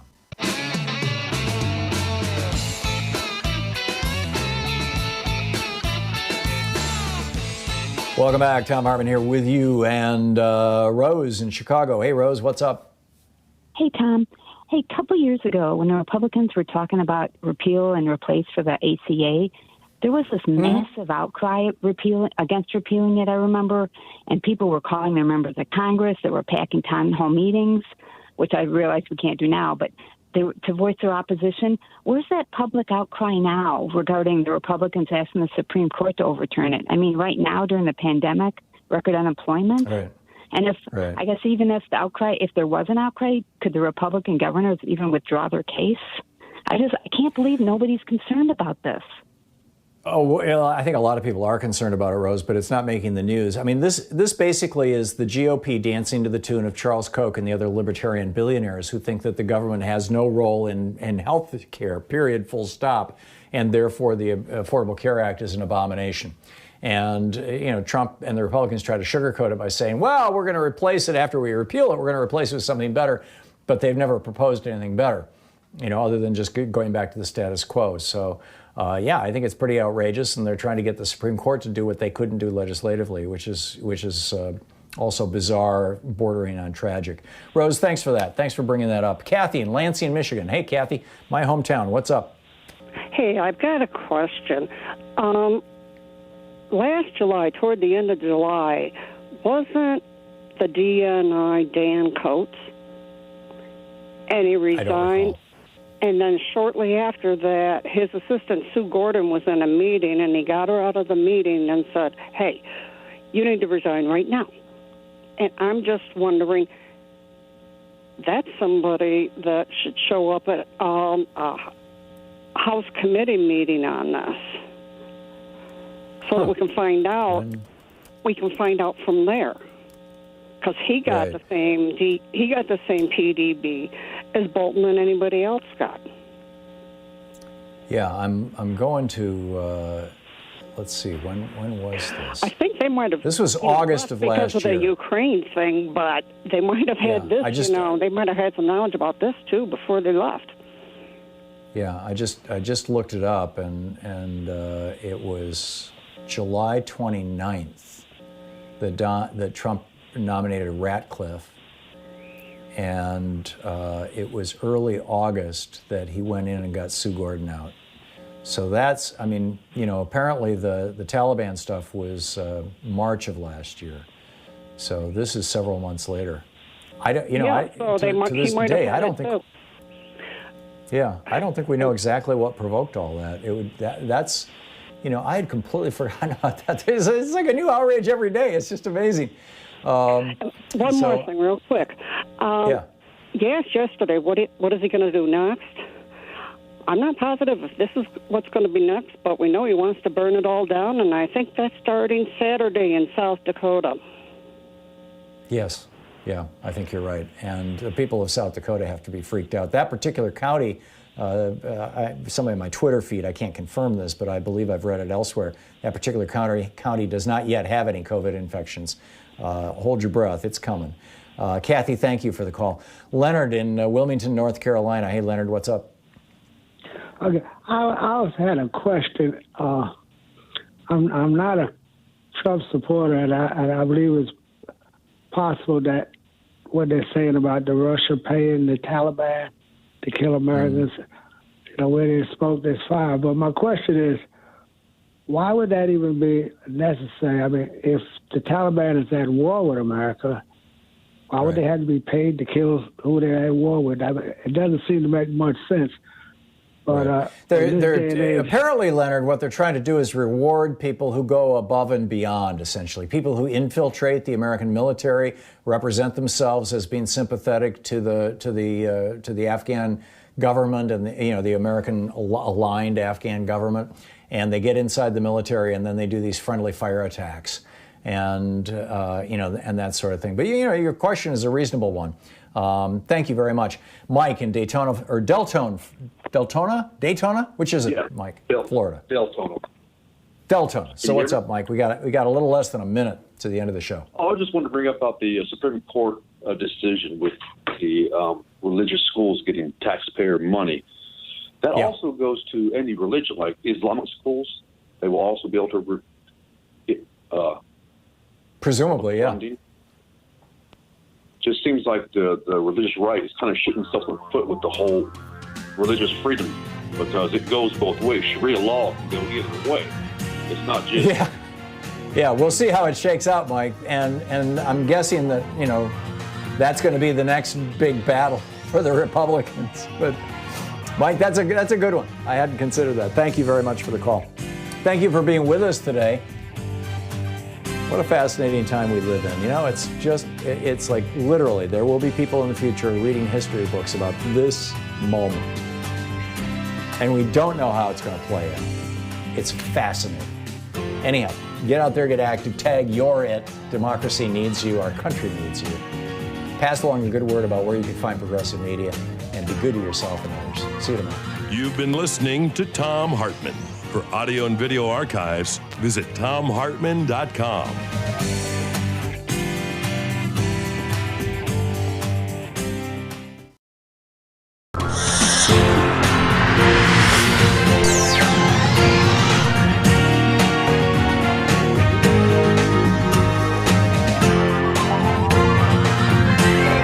We say fight back!